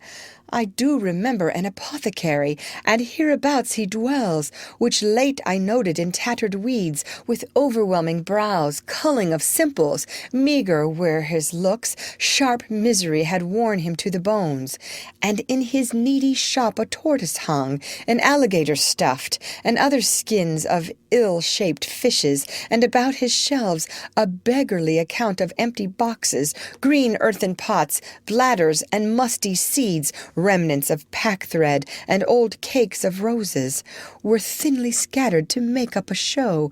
Noting this penury to myself, I said, "And if a man did need a poison now, whose sale is present death in Mantua? Here lives a caitiff wretch would sell it him. Oh, this same thought did but forerun my need, and this same needy man must sell it me. As I remember, this should be the house. Being holiday, the beggar's shop is shut. What, ho, apothecary!" Enter apothecary. "Who calls so loud? Come hither, man, I see that thou art poor. Hold, there is 40 ducats. Let me have a dram of poison, such soon speeding gear as will disperse itself through all the veins, that the life-weary taker may fall dead, and that the trunk may be discharged of breath as violently as hasty powder fired doth hurry from the fatal cannon's womb." "Such mortal drugs I have, but Mantua's law is death to any he that utters them." "Art thou so bare and full of wretchedness, and fearest to die? Famine is in thy cheeks, need and oppression starveth in thine eyes, contempt and beggary hangs upon thy back. The world is not thy friend, nor the world's law. The world affords no law to make thee rich. Then be not poor, but break it and take this." "My poverty, but not my will, consents." "I pay thy poverty, and not thy will. Put this in any liquid thing you will, and drink it off, and, if you had the strength of 20 men, it would dispatch you straight. There is thy gold, worse poison to men's souls, doing more murders in this loathsome world than these poor compounds that thou mayest not sell. I sell thee poison, thou hast sold me none. Farewell, buy food, and get thyself in flesh.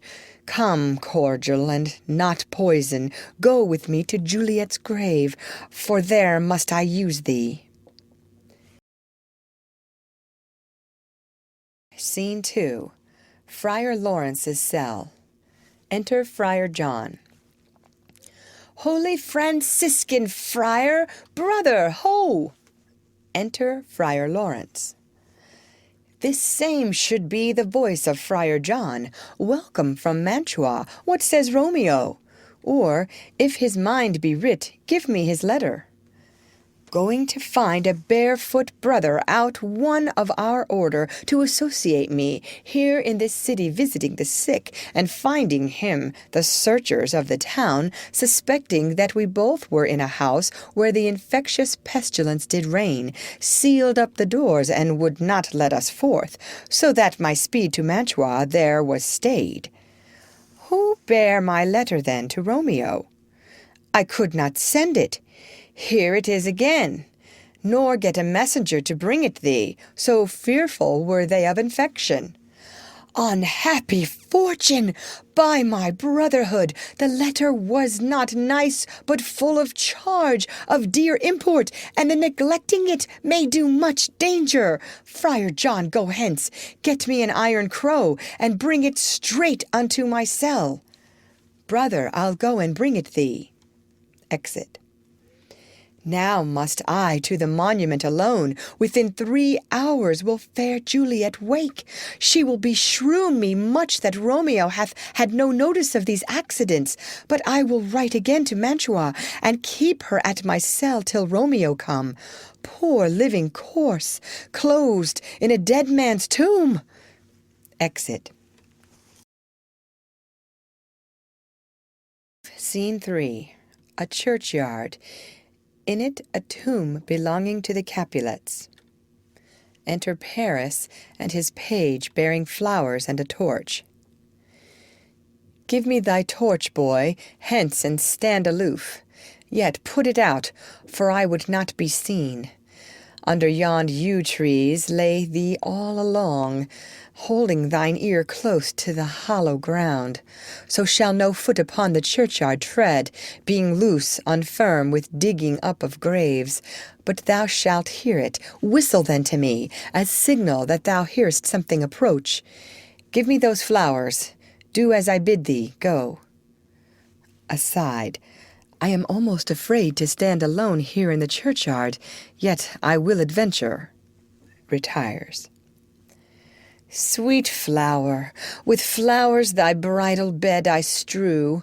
Oh, woe, thy canopy is dust and stones, which with sweet water nightly I will dew, or wanting that, with tears distilled by moans. The obsequies that I for thee will keep nightly shall be to strew thy grave and weep. The page whistles. The boy gives warning something doth approach. What cursed foot wanders this way tonight, to cross my obsequies and true love's right? What, with a torch? Muffle me, knight, awhile. Retires. Enter Romeo and Balthazar with a torch, matlock, etc.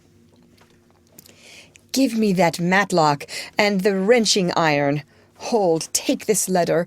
Early in the morning see thou deliver it to my lord and father. Give me the light.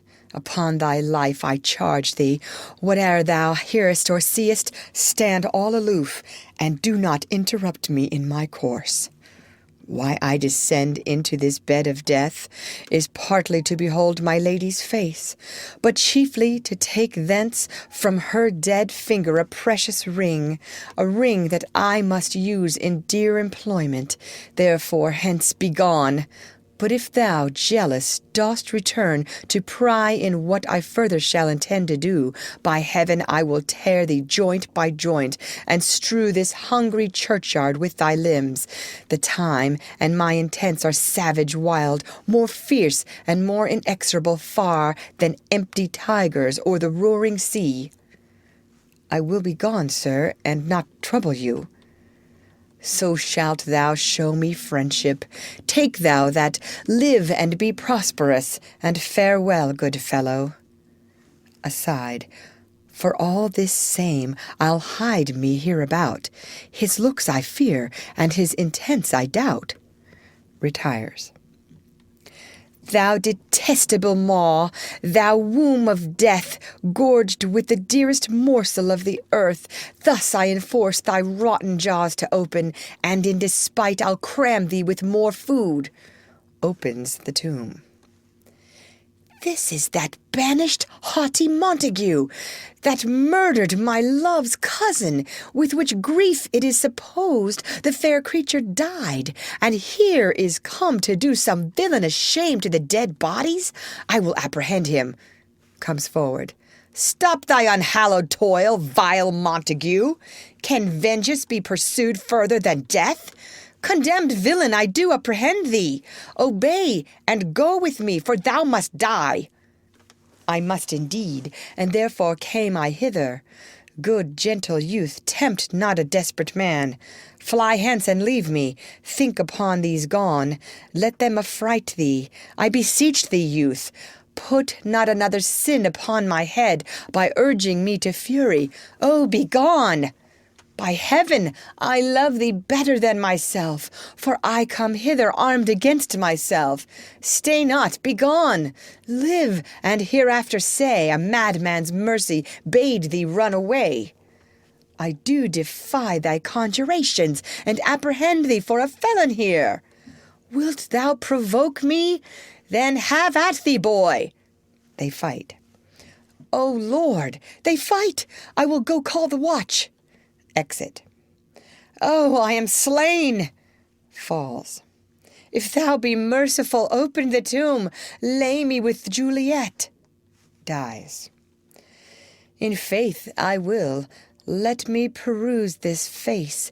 Mercutio's kinsman, noble county Paris.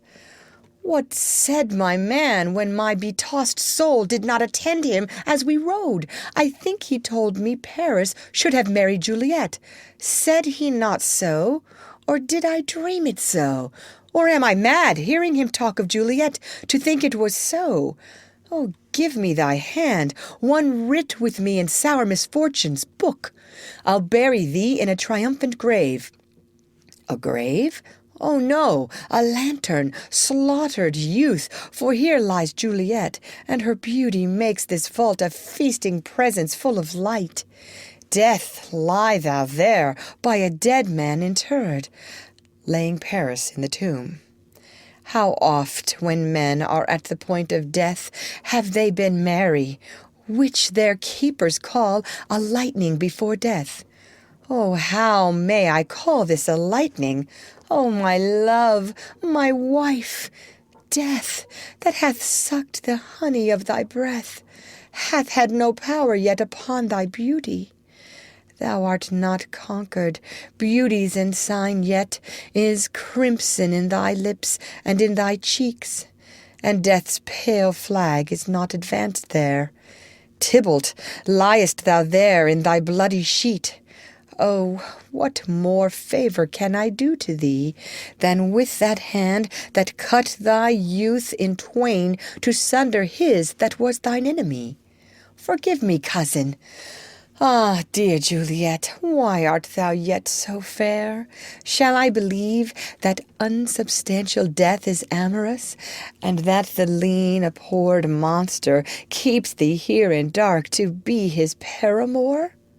For fear of that, I still will stay with thee, and never from this palace of dim night depart again. Here will I remain, with worms that are thy chambermaids. Oh, here will I set up my everlasting rest, and shake the yoke of inauspicious stars from this world-wearied flesh. Eyes, look your last. Arms, take your last embrace. And lips, O you, the doors of breath, seal with a righteous kiss, a dateless bargain to engrossing death. Come, bitter conduct, come, unsavory guide. Thou desperate pilot, now at once run on the dashing rocks thy seasick weary bark. Here's to my love. Drinks. O true apothecary, thy drugs are quick. Thus, with a kiss, I die. Dies. Enter, at the other end of the churchyard, Friar Lawrence with a lantern, crow, and spade. Saint Francis be my speed! How oft tonight have my old feet stumbled at graves! Who's there? Here's one a friend, and one that knows you well. Bliss be upon you. Tell me, good my friend, what torch is yond that vainly lends his light to grubs and eyeless skulls, as I discern it burneth in the capel's monument? It doth so, holy sir, and there's my master, one that you love. Who is it? Romeo. How long hath he been there? Full half an hour. Go with me to the vault. I dare not, sir. My master knows not but I am gone hence, and fearfully did menace me with death if I did stay to look on his intents. Stay, then, I'll go alone. Fear comes upon me. Oh, much I fear some ill unlucky thing. As I did sleep under this yew tree here, I dreamt my master and another fought, and that my master slew him. Romeo! Advances. Alack! Alack! What blood is this, which stains the stony entrance of this sepulchre? What means these masterless and gory swords, to lie discoloured by this place of peace? Enters the tomb. Romeo, oh pale! Who else? What, Paris too? And steeped in blood? Ah, what an unkind hour is guilty of this lamentable chance! The lady stirs. Juliet wakes. Oh, comfortable friar, where is my lord? I do remember well where I should be, and there I am. Where is my Romeo? Noise within. I hear some noise. Lady, come from that nest of death, contagion and unnatural sleep. A greater power than we can contradict hath thwarted our intents. Come, come away. Thy husband in thy bosom there lies dead, and Paris too. Come, I'll dispose of thee among a sisterhood of holy nuns. Stay not to question, for the watch is coming. Come, go, good Juliet. Noise again. I dare no longer stay. Go, get thee hence, for I will not away. Exit Friar Lawrence. What's here? A cup, closed in my true love's hand. Poison, I see, hath been his timeless end. O churl, drunk all, and left no friendly drop to help me after? I will kiss thy lips. Haply some poison yet doth hang on them, to make dye with a restorative. Kisses him. Thy lips are warm. Within. Lead, boy, which way? Yea, noise, then I'll be brief. O happy dagger! Snatching Romeo's dagger. This is thy sheath. Stabs herself.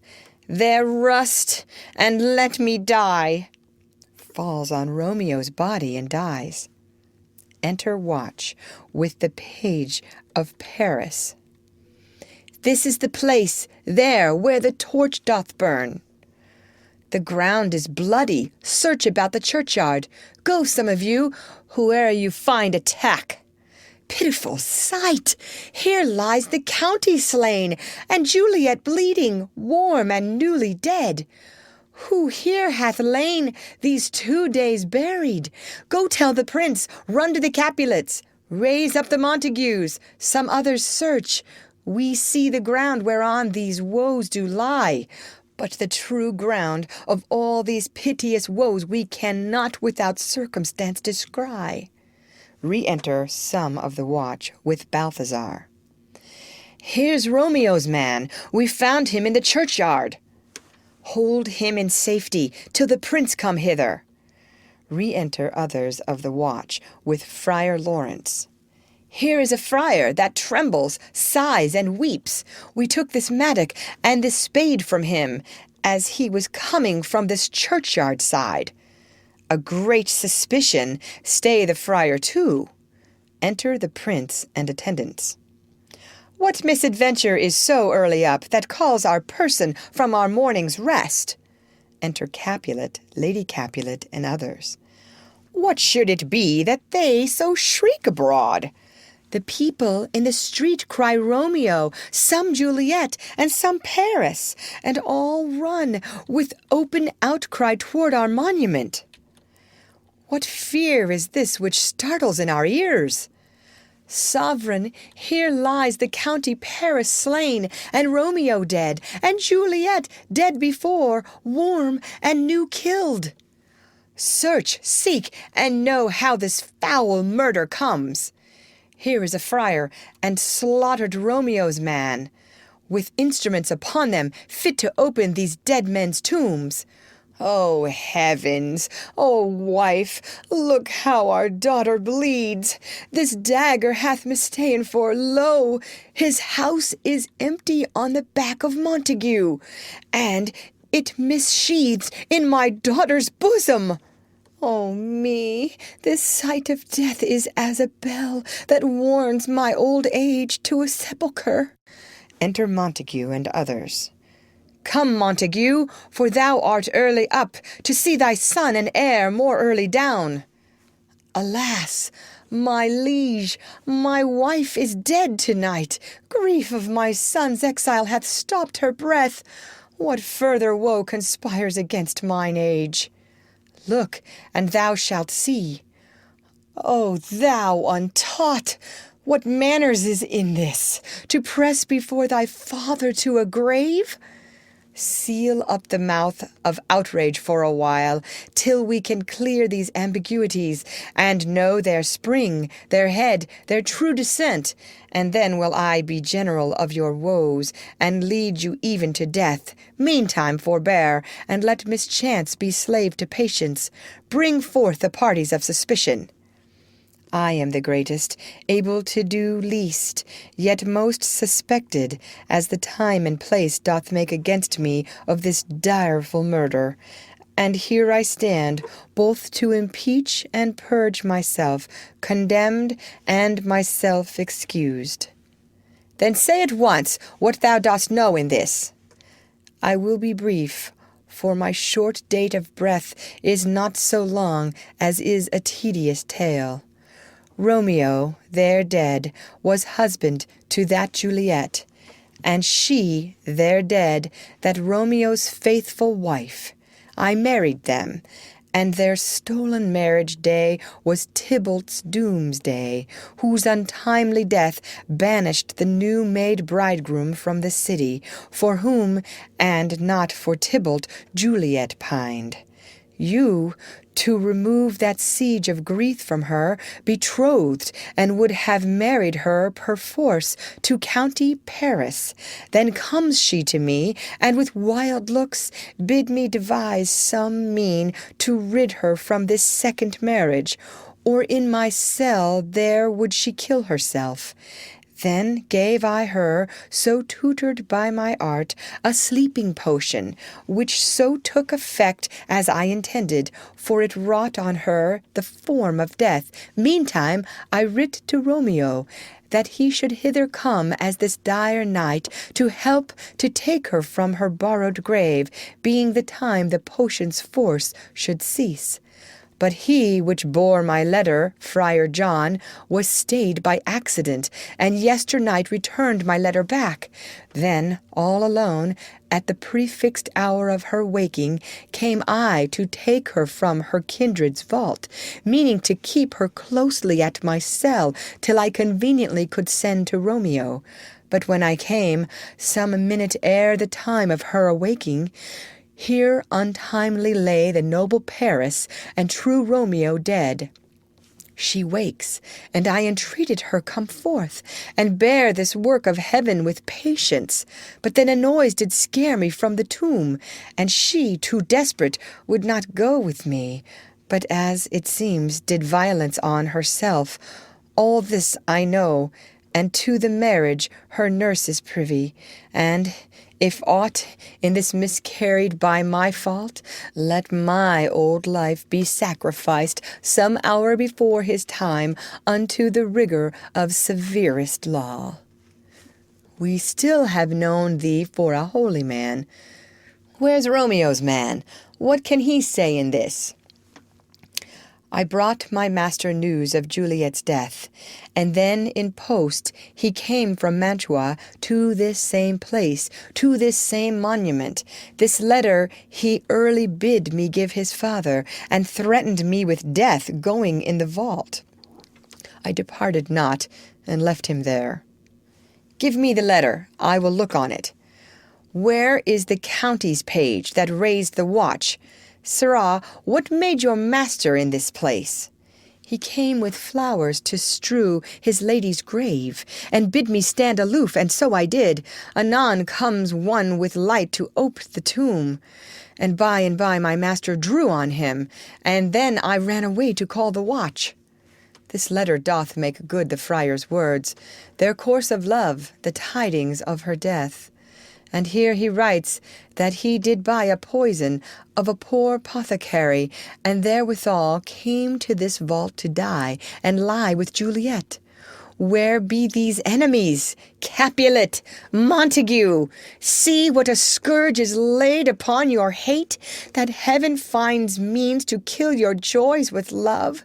And I, for winking at your discords too, have lost a brace of kinsmen. All are punished. O brother Montague, give me thy hand. This is my daughter's jointure, for no more can I demand. But I can give thee more, for I will raise her statue in pure gold, that while Verona by that name is known, there shall no figure at such rate be set as that of true and faithful Juliet. As rich shall Romeo's by his ladies lie, poor sacrifices of our enmity. A glooming peace this morning with it brings. The sun for sorrow will not show his head. Go hence to have more talk of these sad things. Some shall be pardoned, and some punished, for never was a story of more woe than this of Juliet and her Romeo. They exit. The end of Romeo and Juliet